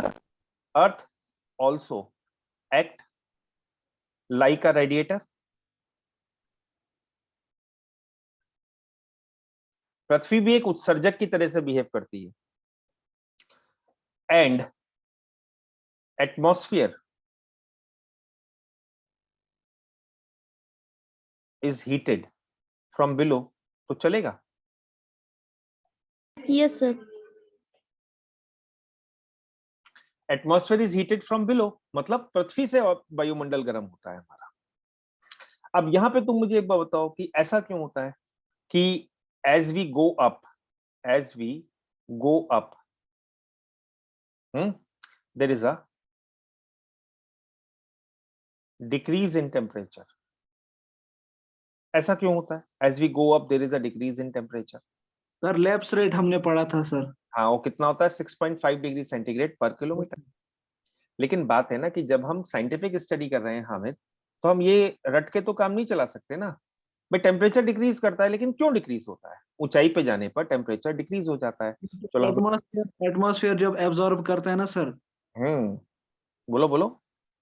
तो सर उससे आगे तो टेम्परेचर ऑलमोस्टली डिक्रीज हो जाएगा सर। बस अब तुक्का लगा दिया तुमने। No sir. चलो,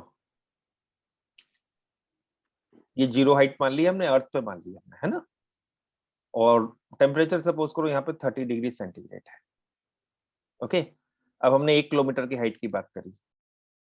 1 किलोमीटर का पॉइंट लिया हमने, 2 किलोमीटर का पॉइंट लिया, और हमें 3 किलोमीटर का लिया। Yes sir. अब मुझे बताओ 1 किलोमीटर पे कितना हो जाएगा टेम्परेचर? यहाँ पे कितना हो जाएगा? 1 किलोमीटर ले लिया, फिर फर्दर 1 किलोमीटर ले लिया, फिर फर्दर 1 किलोमीटर ले लिया, तो 6.5 डिग्री कम कर दें शालिनी? तो यस सर। 30 से 6.5 डिग्री कम हो जाएगा तो कितना हो जाएगा? 30 में से अगर 6.5 डिग्री कम हो जाएगा तो कितना हो जाएगा भैया? बताओ। 23.5। 23.5 हो गया? 23.5. 23.5 है। फिर फर्दर कम करो 6.5 डिग्री सेंटीग्रेड, फिर कम करो 17. 17 सर। है। ये कौन बोला? 17 सर। हामिद, आज तुम भी गले में बैठ गए हो क्या आज? तुम्हारी आवाज भी बड़ी गड़बड़ कर रही है। तो 23.5 हो गया। अच्छा, फिर उसके बाद जो होता है ना 23, अभी कितना हो जाएगा? कितना बोला था आप लोगों ने फर्दर 1 किलोमीटर करने पे? 17। 17 तो सही बोला सर। हाँ 17 नहीं, तुम्हारी आवाज साफ नहीं आ रही थी ना। अच्छा सर। अच्छा, मुझे ऐसा लगा कि किसी घड़े में बैठ गए हो तुम। ठीक है। नहीं सर। ऐसा भी हो सकता है कि डल लेक के बीच में बैठ के पढ़ रहे हो आज तुम। ऐसा भी जी हो सर। सकता है शिकारे में बैठ के। Yes sir. तो नेटवर्क आ जाता है शिकारे पे? हाँ सर। अच्छा नेटवर्क आता है। जी सर। अरे वाह। चलो, तो 17 डिग्री सेंटीग्रेड हो गया। और फिर फर्दर और जाते हैं तो और 6.5 डिग्री कम कर देते हैं तो कितना हो जाएगा? 10.5। 10.5 हो जाएगा। अब मेरा पॉइंट ये है आप लोगों से कि टेम्परेचर कम क्यों हो रहा है? ये लैप्स रेट है, ये तो चलो ठीक है, लेकिन ये कम क्यों हो रहा है? क्योंकि कारण क्या है बच्चों? हमारा रेडिएटर कौन है? अर्थ। अब सिंपल सी बात है कि तुम अगर हाथ ताप रहे हो और एक जगह आग लगी हुई है, तो जहां पे अगर आग लगी हुई है, आग से जितना दूर जाते जाओगे वैसे वैसे टेम्परेचर कम होता जाएगा, नहीं कम होता जाएगा? आग के पास बैठोगे तो ज्यादा टेम्परेचर फील करोगे, उससे दूर जाओगे तो और कम हो जाएगा, उससे दूर जाओगे तो और कम हो जाएगा। तो आपका रेडिएटर कौन है? आप एटमॉस्फेयर के लिए सोर्स ऑफ हीट क्या है? अर्थ। तो अर्थ से जितना दूरी पे जाओगे अर्थ का रेडिएशन उतना कम रिसीव होगा, नहीं होगा? Yes sir. Yes sir. आई बात समझ में? तो जी कारण सर। क्या है? जैसे मैंने आपसे कहा कि हमारी अर्थ क्या होती है, एज ए रेडिएटर बिहेव करती है। ओके, तो कहने का मतलब है more a distance with the radiator, more distance with radiator from radiator, sorry, from radiator, less will be the temperature. बच्चों ये छोटे छोटे कॉन्सेप्ट्स हैं क्लाइमेटोलॉजी के, और इतना मैं आपको बता रहा हूं कि अगर ये कॉन्सेप्ट आपने समझ ली तो पूरी क्लाइमेटोलॉजी में आपको दिक्कत नहीं आएगी। जी सर। नहीं तो क्या होगा, कभी किसी का वीडियो देख लोगे, कभी किसी का वीडियो देख लोगे, और अल्टीमेटली क्या होगा, तुम बस वो एक वीडियो ब्राउजिंग चलती रहेगी। जी सर। ओके, जब भी पढ़ाई करो सीक्वेंस में पढ़ाई करो। Okay, yes. और जब तक तुम्हारे बेसिक कॉन्सेप्ट पूरे ना हो जाए तब तक किसी और चीज पे ध्यान मत दो, यस सर। क्योंकि आधी अधूरी पढ़ाई से कोई भी चीज अगर ध्यान दोगे तो वो तो ना तो समझ में आएगी और ना ही आपको फिर कॉन्फिडेंस आएगा। ओके, पॉइंट क्लियर है आप लोगों को? Yes sir. क्लाउड का रोल भी आप लोगों को समझ में आ गया होगा और ये सब चीज का भी रोल आपको समझ में आ गया होगा। Yes sir. अब एटमॉस्फेरिक फिजिक्स के अंदर में हम लोग एक कॉन्सेप्ट और पढ़ते हैं बच्चों, और जिसको हम कहते हैं हीट बजट। क्या आप यूज करते हैं वर्ड उसके लिए? Heat budget. Heat budget.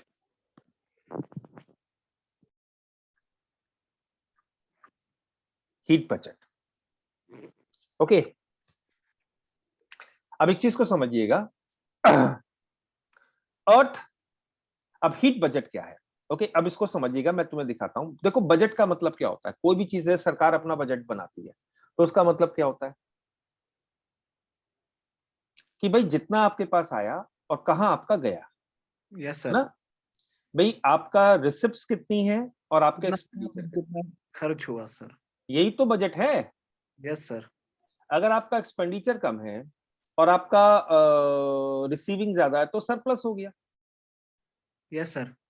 और अगर आपका एक्सपेंडिचर ज्यादा है और रिसीविंग कम है, ओके, तो क्या हो गया? डेफिसिट हो गया। Deficit. अरे जैसे घर का तुम अपना बजट बनाते हो, नहीं बनाते हो? Yes sir. जो बड़े लोग हैं उन लोगों को बजट बनाने की जरूरत नहीं होती है, ठीक है, लेकिन जो छोटे मोटे गरीब मास्टर लोग होते हैं उन लोगों को बनाना पड़ता है अपना बजट, है ना? तो कहने का मतलब ये है, या छोटी मोटी संस्थाएं जो चला रहे होते हैं उनको तो बजट बना के ही काम करना होता है ना? और Yes, sir. जो लेकिन बजट का एक रोल तो बड़ी बड़ी सरकारें भी बनाती हैं। तो बजट का मतलब क्या है? बजट का सिंपल मतलब ये है कि आपका रेवेन्यू कितना है और आपका एक्सपेंडिचर कितना है। अगर आपका एक्सपेंडिचर आपके रेवेन्यू से कम है तो सरप्लस हो गया, ओके, और अगर आपका एक्सपेंडिचर आपके रेवेन्यू से ज्यादा है तो डेफिसिट हो गया। ओके, अब हीट बजट को लेके आते हैं, तो हीट बजट क्या कहता है? Amount of heat received and sir radiated back. Amount of heat received, okay, आप क्या And कह सकते हैं कि द बैलेंस, और आप कह सकते हैं the budget between the amount of the heat received, okay, in the form of incoming solar radiation and Yes, sir. amount of the radiation emitted in the form of terrestrial radiation. Terrestrial radiation. इस तो हमने क्या देखा है अर्थ के अंदर में? Okay, अब तुम एक चीज को समझो, अब इस कॉन्सेप्ट को समझने की कोशिश करो। ये कॉन्सेप्ट क्या है बच्चों? अगर मान लो आने वाला रेडिएशन को हम क्या बोलते हैं? निधि, आने वाले रेडिएशन के लिए हम क्या वर्ड यूज करते हैं? सोलर रेडिएशन, है ना? Yes, sir. Yes sir. Solar radiation अगर ज्यादा होगा टेरेस्ट्रियल रेडिएशन से, अब मेरे ख्याल से किसी को, मैं अगर ये वर्ड बार बार यूज कर रहा हूं तो किसी को दिक्कत थोड़ी कोई हो रहा होगा इसको समझने में। टेरेस्ट्रियल रेडिएशन मतलब पार्थिव विकिरण जो पृथ्वी से वापस जाता है। अगर सोलर रेडिएशन ज्यादा आ रहा है और टेरेस्ट्रियल रेडिएशन कम जा रहा है तो अल्टीमेटली क्या होगा? अर्थ का टेम्परेचर क्या होगा? बढ़ेगा? बढ़ेगा नहीं बढ़ेगा? Yes, yes sir. Sir. Okay, और अगर सोलर रेडिएशन जो है कम है और टेरेस्ट्रियल रेडिएशन ज्यादा रहा है, आउटगोइंग रेडिएशन ज्यादा है,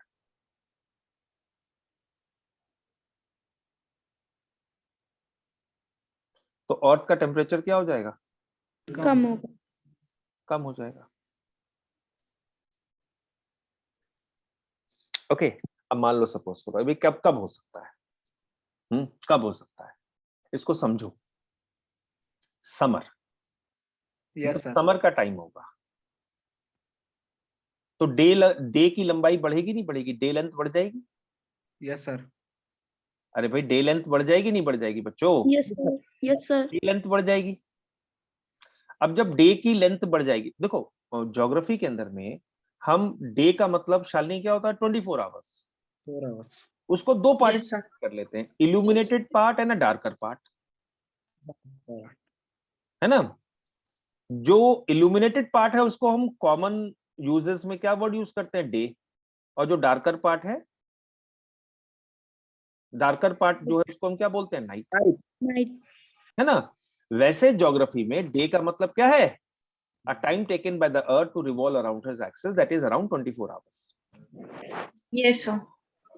अब मान लो डे लेंथ बढ़ जाती है, यानी कि सनलाइट का ड्यूरेशन आपके यहाँ बढ़ जाता है। समर में यही तो होता है, दिन की लंबाई बढ़ जाती है, जी सर। बड़े हो जाते हैं, तो सोलर रेडिएशन भी ज्यादा रिसीव होगा।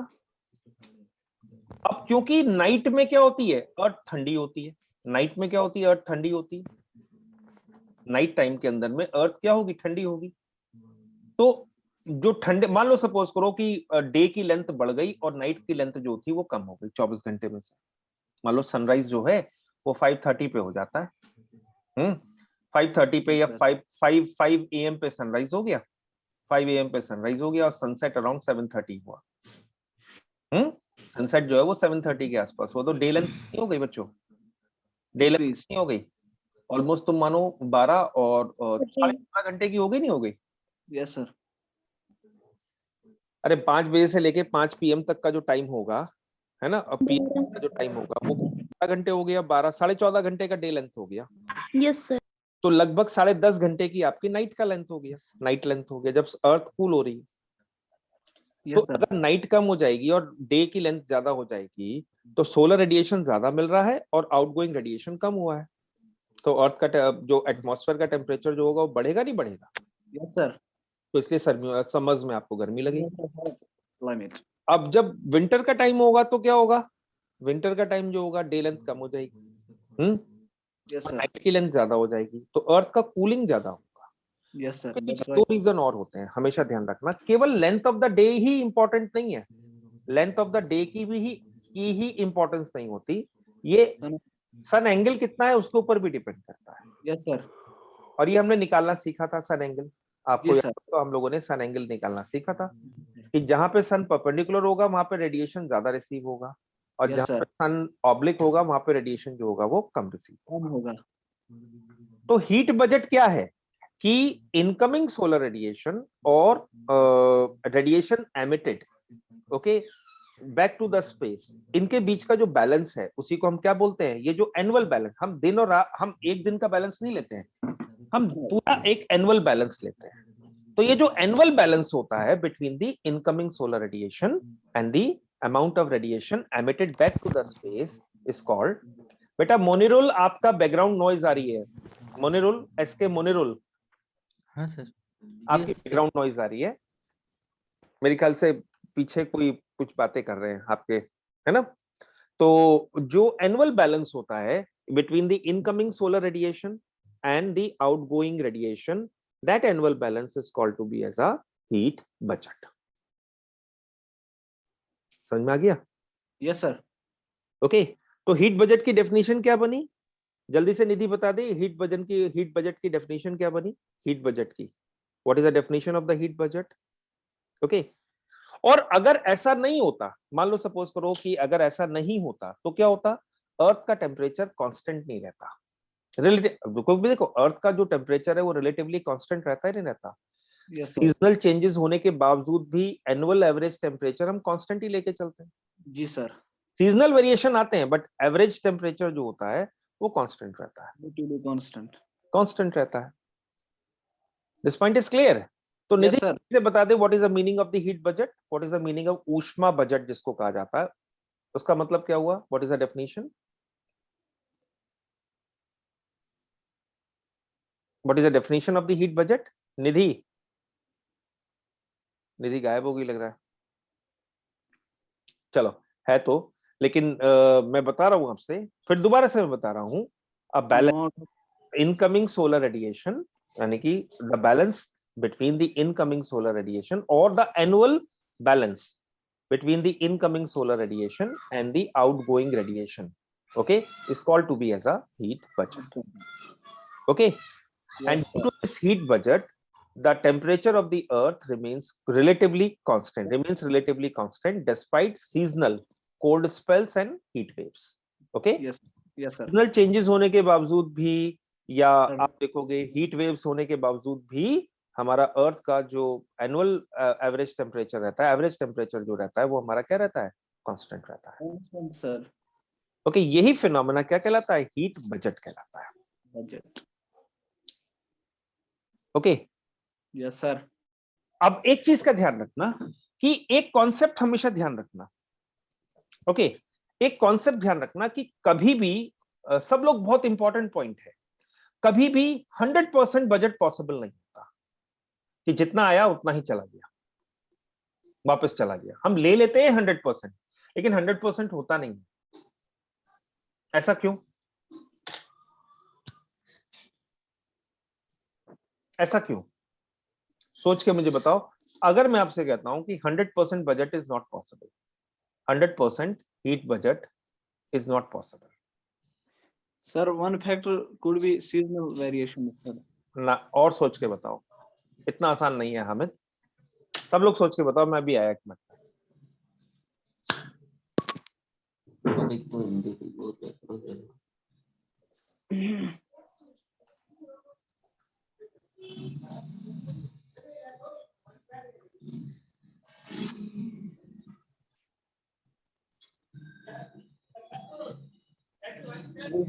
तुम्हारा वीडियो ऑन है।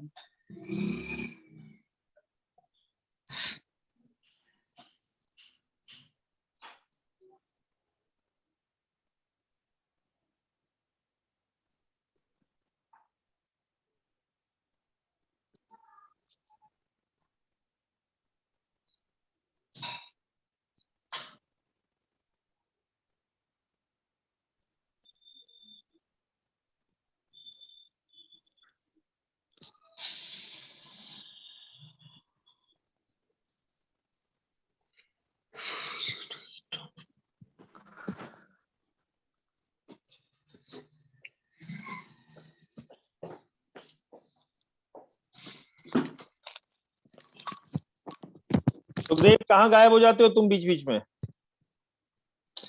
अरे जनाब, घर से कॉल आया था। तुम्हारे है ना, घर से कभी कॉल आता है, कभी पीछे गायब हो जाते हो तुम, है?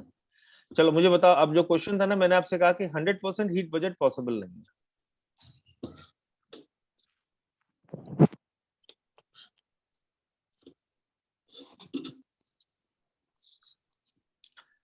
अब मुझे एक बात बताओ, सूरज से जो ऊर्जा आती है, जो एनर्जी आती है, क्या वो उतनी की उतनी एनर्जी वापस भी चली जाती है? नहीं, क्योंकि कुछ ना कुछ नो सर।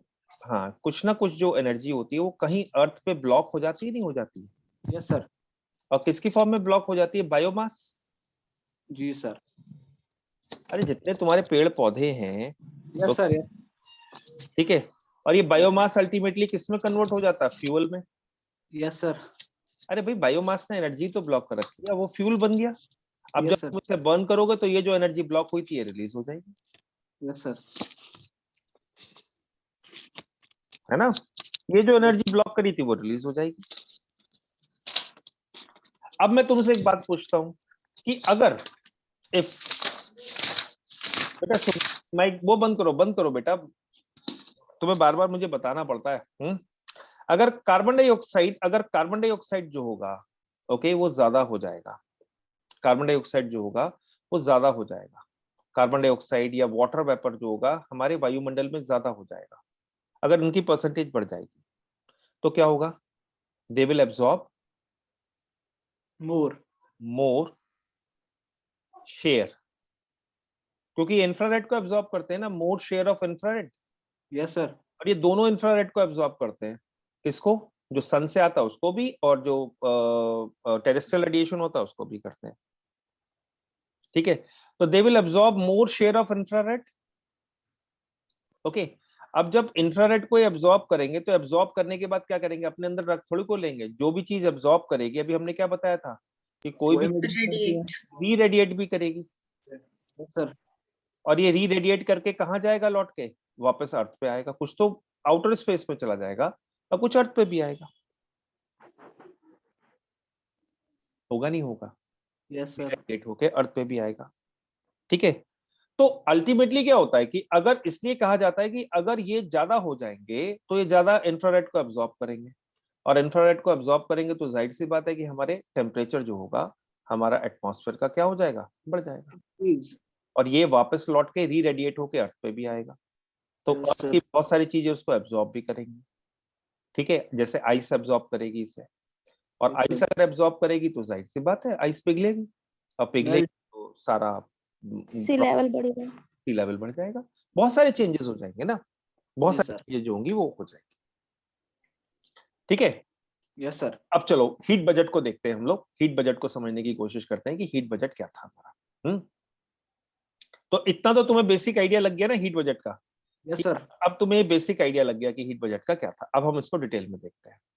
ओके, अब ये हीट बजट का एक छोटा सा हमारा वो है जो हम लोग इसको देख रहे हैं हीट बजट के बारे में। ओके, एक मिनट बच्चों, जरा बस एक मिनट आया।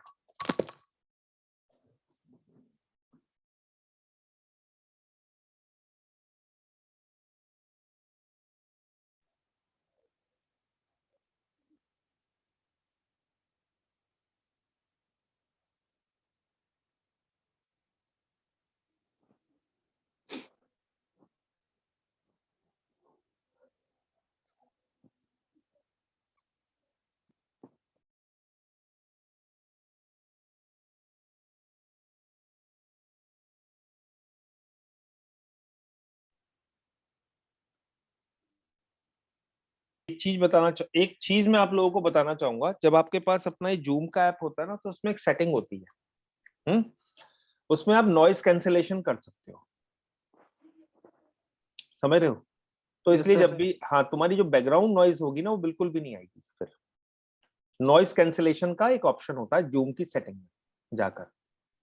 ओके, जी सर। उसकी सेटिंग में जाके उसका नॉइस कैंसिलेशन का ऑप्शन टिक कर देना, तो तुम्हें फिर वो दिक्कत नहीं आएगी कि बैकग्राउंड को नॉइज आ रही है। ओके, मतलब जब भी तुम भी बोल रहे होंगे ना तो भी बैकग्राउंड की नॉइज नहीं, तो वो कैंसिल कर देता है बैकग्राउंड नॉइज जितनी भी होता है। अब चलो समझ में आता है। अब हम देखते हैं कि ये इसके बारे में, चलिए लौट के अपने कॉन्सेप्ट पे आते हैं, और जो हमारा कॉन्सेप्ट है हीट बजट का। अब तुम इसको समझो, हमने कहा पहली बार, अब 2-3 पॉइंट आपको दिमाग में रखने हैं कि कभी भी 100% हीट बजट होता नहीं, ये केवल एक सैद्धांतिक मॉडल है। ओके, अगर हम प्रैक्टिकल पॉइंट ऑफ व्यू से देखेंगे तो बड़ा कॉम्प्लेक्स है। ओके, लेकिन हम फिजिक्स के अंदर में, या हम जनरली जो अपने क्लाइमेटोलॉजी के अंदर में इसको एक आइडियल मॉडल के तौर पे ले लेते हैं, बट प्रैक्टिकलिटी अगर हम देखेंगे तो 100% हीट बजट पॉसिबल नहीं होता। अब तुम देखो, हमने कहा कि 100 यूनिट एनर्जी जो है, 100 यूनिट एनर्जी जो है वो कहां से आई है, सन से आई है। ओके, अब बजट कब कहलाएगा, जब 100 की 100 वापस भेज दें हम, तभी तो बजट कहलाएगा। Yes sir. हाँ, तो जब हम 100 की 100 वापस भेज देंगे तब ये बजट कहलाएगा। अब हमने कहा कि 100 यूनिट जो है वो यहाँ पे हमारे पास आई। ओके, हमने कहा कि 100 यूनिट ऊर्जा जो है वो हमारे पास आई, कहां से आई, सन से आई। अब देखो, अब मैंने आपको बताया था कि अर्थ का एल्बिडो कितना है, एल्बिडो ऑफ द अर्थ कितना है, 30। 30। तो 30 तो पहले ही वापस चला गया, एल्बिडो है अर्थ का। Yes sir. तो और 20 जो था इसमें से, वो क्लाउड्स जो थे ना, क्लाउड जो है हमारे, वो Yes, एब्जॉर्ब कर लेते हैं, क्योंकि मैंने आपको बताया था ना कि क्लाउड जो होते हैं वो एक सर्टेन रेंज का जो रेडिएशन होता है उसका बड़े अच्छे अब्जॉर्बर होते हैं। याद Yes, sir. होगा आप लोगों को क्लाउड के बारे में मैंने आपको बताया था कि cloud is a good absorber of a certain range of the radiation. Yes sir. Yes sir. तो 20 यूनिट ये एब्जॉर्ब कर लेते हैं, तो लौट के पृथ्वी पे कितनी पहुंची, 50 यूनिट ही पहुंची ना भाई। 30 तो पहले ही वापस चली गई, शालिनी 30 तो पहले ही वापस चली गई। Yes, sir. ओके, और अगर हम देखें 20 यूनिट जो थे वो क्लाउड्स ने एब्जॉर्ब कर लिए, तो बाकी बचा हुआ कहां पहुंचा, अर्थ पे पहुंचा। ओके, ये पॉइंट क्लियर है। अब तुम देखो, अब इस कॉन्सेप्ट को समझने की कोशिश करो, ये 50 यूनिट हमें वापस भेजनी है तभी बैलेंस बनेगा। अब ये 50 यूनिट में से 7 यूनिट जो होगी वो बाय कंडक्शन और convection, bye conduction and convection atmosphere में चली जाएगी। कैसे? अगर ये अर्थ है और ये अर्थ गर्म होती है तो पहली लेयर जो होगी वो कंडक्शन से गर्म होगी, फर्स्ट लेयर जो होगी एटमॉस्फेयर के, उसके बाद जो हीट का ट्रांसफर होगा वो कैसे होगा? ऊपर की तरफ, कन्वेक्शन के थ्रू होगा। अरे बोलो बच्चों। Yes sir. है ना? तो ये जो 7 यूनिट गई है वो 7 यूनिट हमारे एटमॉस्फेयर में एब्जॉर्ब भी होगी। Yes sir. अब 23 यूनिट जो होगी वो इवेपोरेशन से लॉस होगी, क्योंकि पानी इवेपोरेट भी करेगा। Yes sir. और कभी भी कोई भी चीज अगर इवेपोरेट होती है तो वो कूल करती है नहीं करती है, टेम्परेचर कम कर देती नहीं कर देती है, यस सर। जिसको हम बोलते हैं इवेपोरेटिव कूलिंग। कोई एग्जांपल दे सकते हो इवेपोरेटिव कूलिंग का? कोई भी चीज इवेपोरेट होती है तो उस सरफेस को ठंडा कर देती है। Yes sir. कोई एग्जांपल दो। सैनिटाइजर आजकल तो सबसे बढ़िया एग्जांपल सैनिटाइजर। हाथ पे लगाते हो तो हाथ ठंडा हो जाता नहीं हो जाता है? Yes sir. क्यों हो जाता है? क्योंकि वो आपके हाथ की हीट ले लेता है। Yes sir. इसलिए वाटर अगर कहीं पे भी इवेपोरेशन होगा, चाहे वो पत्तियों पे हो, ठीक है, चाहे वो सॉइल की नमी का इवेपोरेशन हो, चाहे वो वाटर बॉडी से इवेपोरेशन हो, वो क्या करेगा? अल्टीमेटली क्या करेगा? ठंडा कर देगा। क्योंकि इवेपोरेशन के लिए जो एनर्जी चाहिए होती है वो कहां से ले लेते हैं? वो उस ऑब्जेक्ट से ले लेते हैं, तो ऑब्जेक्ट का टेम्परेचर कम हो जाता है। यस तो सर। 7 यूनिट तो बाय कंडक्शन कन्वेक्शन चली गई और 23 यूनिट कहां से चली गई? बाय इवेपोरेशन चली गई। और ये जो जा रही है ना वो सब एटमॉस्फेयर में जा रही है। अब तुम समझो, जब ये इवेपोरेशन से लॉस होगा तो क्लाउड फॉर्मेशन होगा, यस सर। और क्लाउड क्या करेगा? इसी एनर्जी को रिलीज भी कर देगा कंडेंसेशन में। Yes sir. Condensation will result into release of heat energy and evaporation will result into loss of heat energy, है ना? Yes sir. और absorption of the, आप ये कह सकते हो। तो अल्टीमेटली क्या होगा? जो 23 यूनिट अर्थ से एब्जॉर्ब हुई थी इवेपोरेट होने के लिए, वो 23 यूनिट एटमॉस्फेयर में रिलीज हो गई कंडेंसेशन में। ये बेसिक फिजिक्स सबको पता होगी मेरे ख्याल से। Yes sir. कोई है ऐसा क्लास में जिसको इस कॉन्सेप्ट में दिक्कत है? पुष्पेंद्र, सर इस कॉन्सेप्ट में दिक्कत तो नहीं है ना? नहीं सर, ओके, तो ये सॉरी सर, मेरा नेट आज प्रॉब्लम कर रहा है तो मैं बहुत सारी चीजें सुन नहीं पाया।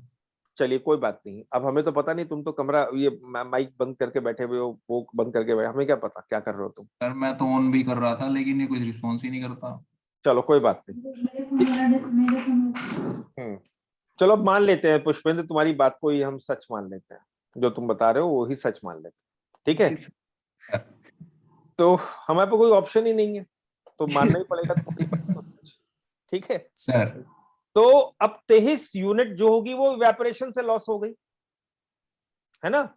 अर्थ पे से जो इवेपोरेशन हुआ है उससे अर्थ का टेम्परेचर कम हो गया, और एनवायरमेंट में जो कंडेंसेशन से रिलीज हुई है उससे एनवायरमेंट का टेम्परेचर बढ़ गया। तो 23 यूनिट जो थी हमारे एनवायरमेंट में, तो अब देखो कितना चला गया? 50 यूनिट आई थी। Yes sir. 7 यहाँ खत्म हो गई, 23 यहाँ खत्म हो गई, तो कितनी खत्म हो गई? 30 रह गई। 30। अब कितनी बची? 20। अब तुम एक चीज को समझो कि इनमें से क्या होगा। अब इसमें एक छोटी सी गणित है जिसको आपको दिमाग नहीं मानना है। अब मैं तुम्हें बताया था एक एटमॉस्फेरिक विंडो होती है, यस सर। लॉन्ग वेव की। Yes sir. तो वो एटमॉस्फेरिक विंडो क्या करेगी? वो डायरेक्ट एटमॉस्फेयर से बाहर निकाल देगी, वो पूरा का पूरा ट्रांसमिट हो जाता है। तो 12 यहां से चली गई, ठीक है। और एक गणित और होती है लॉन्ग वेव रेडिएशन से। एक्चुअली होता क्या है ना कि लॉन्ग वेव रेडिएशन से लगभग 20 यूनिट जो होती है वो लॉस होती है। अब उसकी पूरी गणित है कि 8 यूनिट तो उसमें से एटमॉस्फेयर एब्जॉर्ब कर लेता है, क्योंकि कार्बन डाइऑक्साइड और वाटर वेपर तो लॉन्ग वेव रेडिएशन को एब्जॉर्ब कर लेते हैं, और कुछ पार्ट ऐसा होता है जो एटमॉस्फेरिक विंडो के तौर पे होता है, जो मैंने पीछे डिस्कस करी थी, वो सीधी की सीधी वापस चली जाती है। Yes sir. अब यहाँ पे कितना आ गया? 20 आ गया था इधर पहले ही, 7 आ गया, 23 आ गया, 8 आ गया, कितना हुआ बताओ? 27, 23 कितना हो गया? 58 यूनिट हो गया, नहीं हो गया टोटल मिला के? Yes sir. अब 12 हमने इधर खत्म कर दिया था, 12 लॉन्ग वेव से चला गया, तो टोटल कितना हो गया? इन सबको जोड़ो, कितना हो गया? 100 हो गया, नहीं हो गया? ऐसा नहीं है कि कोई मैंने जादू कराओ कि देखो जादू वाले बाबा होते हैं ना, देखो वो वहां रखा था, वो वहां रखा था, सब कुछ गायब हो गया, पता चला। कोई जादू नहीं करा, मैथ सही है, ठीक है? सर बराबर। कोई मैजिक नहीं करा है कि कहीं समझो कि बाबा जी ने कोई मैजिक कर दिया है कि देखो वो 10 रुपए वहां के गए, फिर उसके बाद सारे चले गए। सर। तो ऐसा वाला जादू कोई नहीं करा मैंने। अगर किसी को ये जादू लग रहा है तो मुझे बताओ भाई, मैं दोबारा समझा देता हूँ। शालिनी, नहीं सर, जादू नहीं है। मैथ्स है ना, पूरी गणित है ना? Yes sir. हाँ, तो ये हीट बजट है, इसमें कोई जादू नहीं है। अब सिंपल सी बात है, लेकिन बस इसमें एक नोट ऑफ कॉशन यहाँ पे क्या है, नोट ऑफ कॉशन ये है कि 100% बजट होता नहीं, एक आइडियल है ये, लेकिन Yes, sir. 100% बजट होता नहीं। कुछ ना कुछ चीज जो होती है वो बायोमास की फॉर्म में ब्लॉक हो जाती है, और जो अल्टीमेटली किसमें कन्वर्ट हो जाती है, बायोफ्यूल में, या जो हमारे फ्यूल्स होते हैं, और बाद में जब फ्यूल बर्न हो जाते हैं तो एनर्जी रिलीज हो जाती है। Yes, sir. पॉइंट क्लियर है? अब यहाँ पे ये तो हमने टोटल हीट बजट के बारे में पढ़ा। अब इसी के साथ साथ एक और कॉन्सेप्ट होता है, और वो कॉन्सेप्ट होता है हम जो देखते हैं वो है लैटिट्यूडनल हीट बैलेंस। ये बहुत इंपॉर्टेंट कॉन्सेप्ट है, लैटिट्यूडनल हीट बैलेंस। अब ये क्या होता है लैटिट्यूडनल हीट बैलेंस, या जिसको हम अक्षांशीय ऊष्मा संतुलन कहते हैं। ओके, सर अक्षांश। आप गायब हो गए हो, दिख नहीं रहे। अच्छा, मैं गायब हो गया, चलो लो, अभी लो।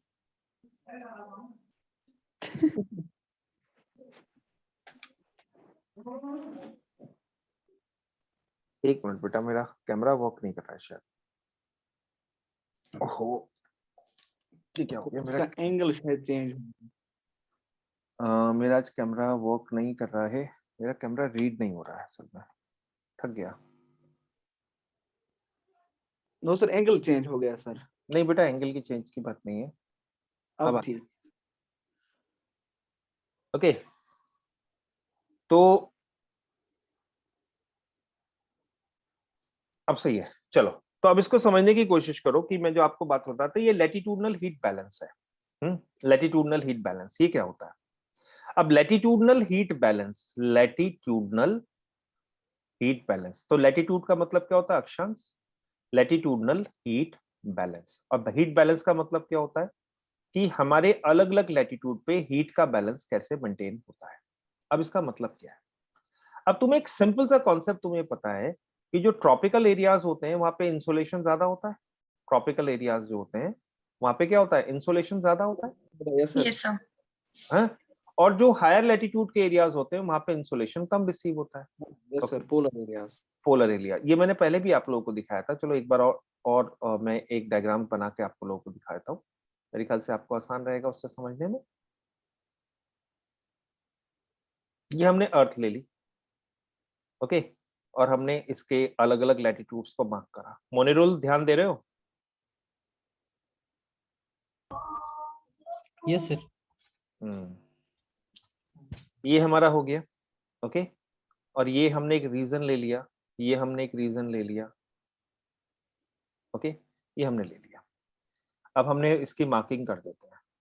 ये 0 डिग्री मान लो, ये 23.5 मान लो, 23.5, और इस 23.5 इसको 23.5 डिग्री साउथ। 6.5 तो ये क्या कहलाता है? ट्रॉपिक ऑफ कैंसर, और ये क्या कहलाता है? Tropic of Capricorn. कैप्रिकॉर्न और ये जो बीच का एरिया होता है वो क्या कहलाता है? Tropical area. एरिया। ओके, फिर उसके बाद तुमने 66.5 का ले लिया, 66.5 तक का एरिया। ये सारा रीजन क्या कहलाता है? टेम्परेट रीजन कहलाता है। उसके बाद फ्रिजिड एरिया आ जाता है, ओके, पोलर एरिया या फ्रिजिड एरिया जो होता है वो आ जाता है। अब जैसे मैंने आप लोगों को बताया था कि ये जो ट्रॉपिकल एरियाज होते हैं, पूरा एरिया कैसा है? ट्रॉपिकल एरिया, कैंसर और कैप्रिकॉर्न के बीच वाला। ये ट्रॉपिकल एरियाज जो होते हैं यहाँ पे इंसोलेशन जो होता है वो ज्यादा रिसीव होता है। ओके, इंसोलेशन जो होता है ज्यादा क्यों रिसीव होता है? क्योंकि ज्यादातर रेस जो होती हैं, सन रेज जो होती हैं, परपेंडिकुलर होती हैं। लेकिन जो ये जो होते हैं एरियाज जो होते हैं, ये जो एरियाज होते हैं, ओके, ये जो एरियाज होते हैं यहाँ पे क्या होता है? इन एरियाज Oblique. के अंदर ऑब्लिक होती है, इन एरियाज के अंदर में ऑब्लिक होती है, इसलिए सोलर रेडिएशन कम पहुंचता है। ओके, तो अब है क्या कि जहां पे रेडिएशन ज्यादा होगा वहां पे हीट बढ़ेगी इतने एरिया में, यस सर, ट्रॉपिकल। ट्रॉपिकल में, और जहां पे रेडिएशन कम हो रहा है वहां पे हीट रिसीविंग कम होगी, वहां पे हीट हाँ सर। रिसीविंग कम होगी। तो अल्टीमेटली क्या होगा कि अगर हम कोई मैकेनिज्म अगर हमारे यहाँ नहीं है, या हमारी अर्थ जो है उसके अंदर में कोई मैकेनिज्म ऐसा नहीं है, तो ट्रॉपिकल एरिया गर्म होते जाएंगे, ट्रॉपिकल Yes, की हीट जो होगी वो बढ़ती जाएगी, और टेम्परेट क्या होते जाएंगे? वो ठंडे होते जाएंगे। Yes sir. लेकिन एक्चुअल में ऐसा नहीं होता, टेम्परेट रीजंस जो होंगे वो ठंडे होते जाएंगे, ऐसा तो नहीं होता। होता क्या है कि ट्रॉपिकल अपने एक एनुअल एवरेज टेम्परेचर को मेंटेन रखते हैं और टेम्परेट जो होते हैं वो अपने एनुअल एवरेज टेम्परेचर को मेंटेन करते हैं। ठीक है, इसका मतलब क्या होगा कि हीट जो होगी वो ट्रांसफर होगी किधर की तरफ से, ट्रॉपिकल टू टेम्परेट की तरफ हीट जो होगी वो ट्रांसफर होगी, ट्रॉपिकल टू टेम्परेट की तरफ। और ये हीट के ट्रांसफर का काम कौन करते हैं? ये दो चीजें करती हैं, winds, ocean currents. Ocean currents, ocean currents. ठीक है, यस सर। तो हमेशा ध्यान रखना है कि एक दो कॉन्सेप्ट है आपको कि जो बैलेंस होता है, हमने जो हीट बजट निकाला वो होल अर्थ का निकाला है ना। हीट बजट जो होता है वो होल अर्थ का निकाला कि balance between the incoming and outgoing solar radiation, balance between incoming and outgoing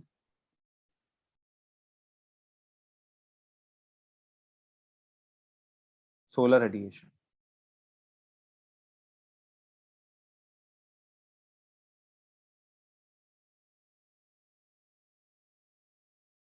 incoming and outgoing solar radiation. ठीक है, लेकिन आप ये ध्यान रखना ये पूरी अर्थ के कॉन्टेक्स्ट में हमने बोला था, लेकिन ये but you do not find it on every latitude, but it is not for all latitudes. So latitudes tend to maintain their average temperature or annual average temperature, okay, through a certain mechanism, and that is called to be as a latitudinal heat balance. अब एक चीज का ध्यान रखना कि between 38 degree north to 38 degree south, okay, more solar radiation होता है, more solar radiation then what is lost. Receiving ज्यादा होती है, लॉस कम होता है। और इसके बियॉन्ड जो होता है, इसके बियॉन्ड 38 डिग्री साउथ, अब बियॉन्ड दीज लैटिट्यूड रिवर्स होता है, इसका रिवर्स होता है, मतलब more solar radiation, sorry less solar radiation and more is lost. अगर ऐसा होगा तो क्या होना चाहिए कि जो हायर लैटिट्यूड है वो ठंडे हो जाने चाहिए और जो लोअर लैटिट्यूड्स हैं वो क्या होने चाहिए, गर्म हो जाने चाहिए। ओके ओके, तो जैसे मैंने आपको बताया था, लेकिन एक्चुअल में ऐसा नहीं होता, because our atmosphere acts as a giant thermal engine. Yes sir. और क्या करता है, हीट को ट्रांसफर करता है, वो क्या करता है, surplus of heat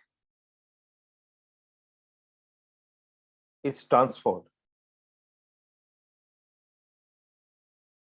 okay, from the tropic to temperate region और टुवर्ड्स पोल वर्ड और टुवर्ड्स पोल। और ये जो एनर्जी का इंबैलेंस है between the tropic and the pole, यही किस चीज को जनरेट करता है, विंड्स को जनरेट करता है। दिस एनर्जी इंबैलेंस, अगर एनर्जी का इंबैलेंस नहीं होगा तो विंड चलेगी क्यों? This energy imbalance drives wind, this energy imbalance drive wind.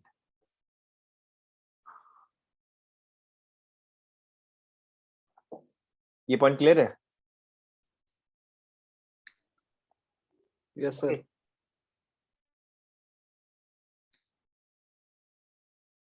ये पॉइंट क्लियर है आप लोगों को? Okay, drives the wind and ocean currents.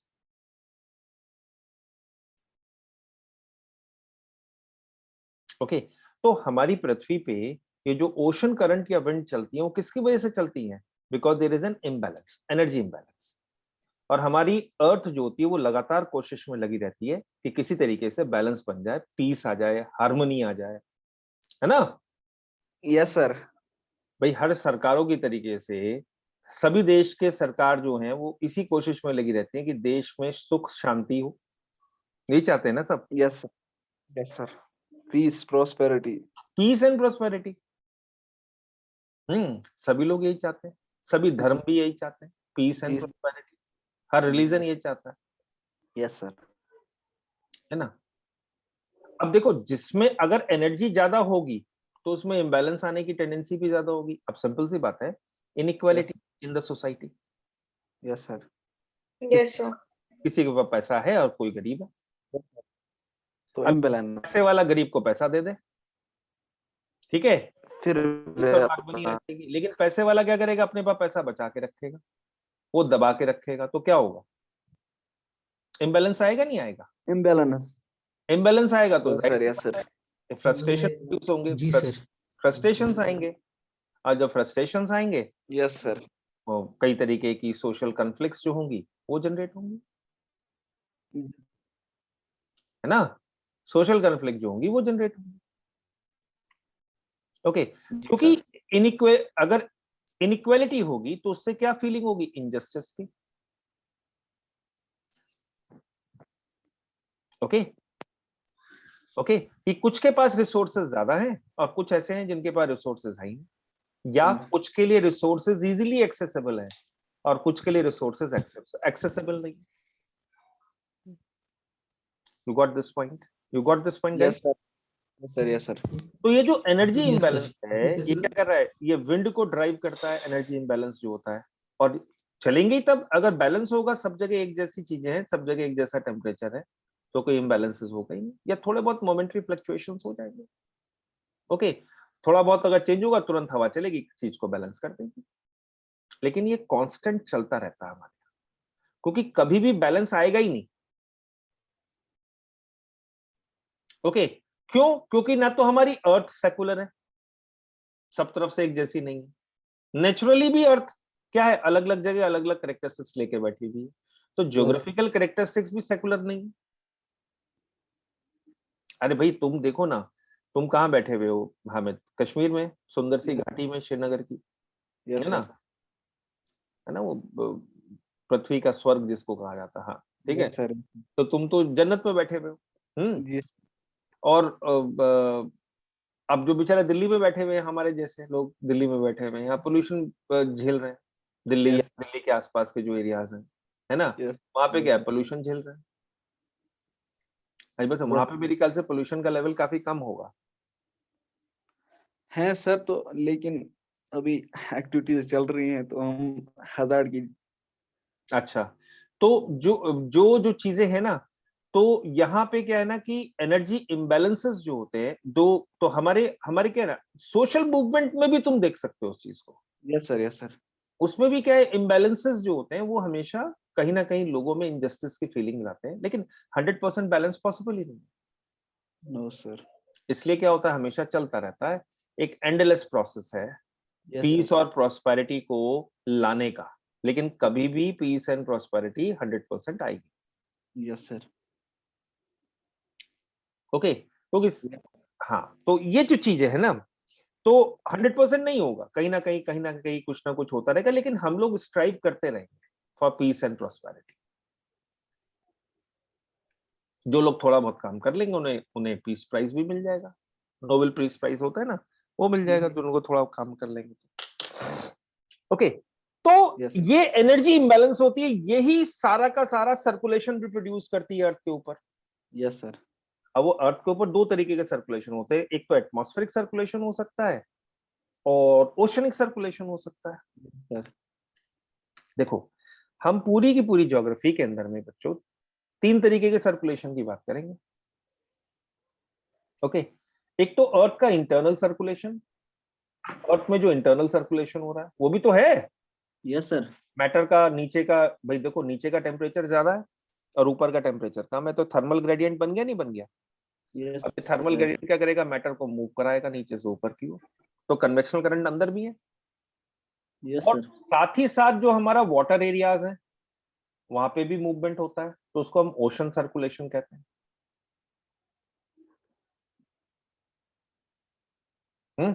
और साथ ही साथ हमारे क्या है, एटमॉस्फेयर में भी, एटमॉस्फेयर भी क्या फ्लूइड है ना, यस सर। और ओशन में तो उसमें भी सर्कुलेशन हो रहा है, तो उसको हम बोलेंगे एटमॉस्फेरिक सर्कुलेशन। सर्कुलेशन।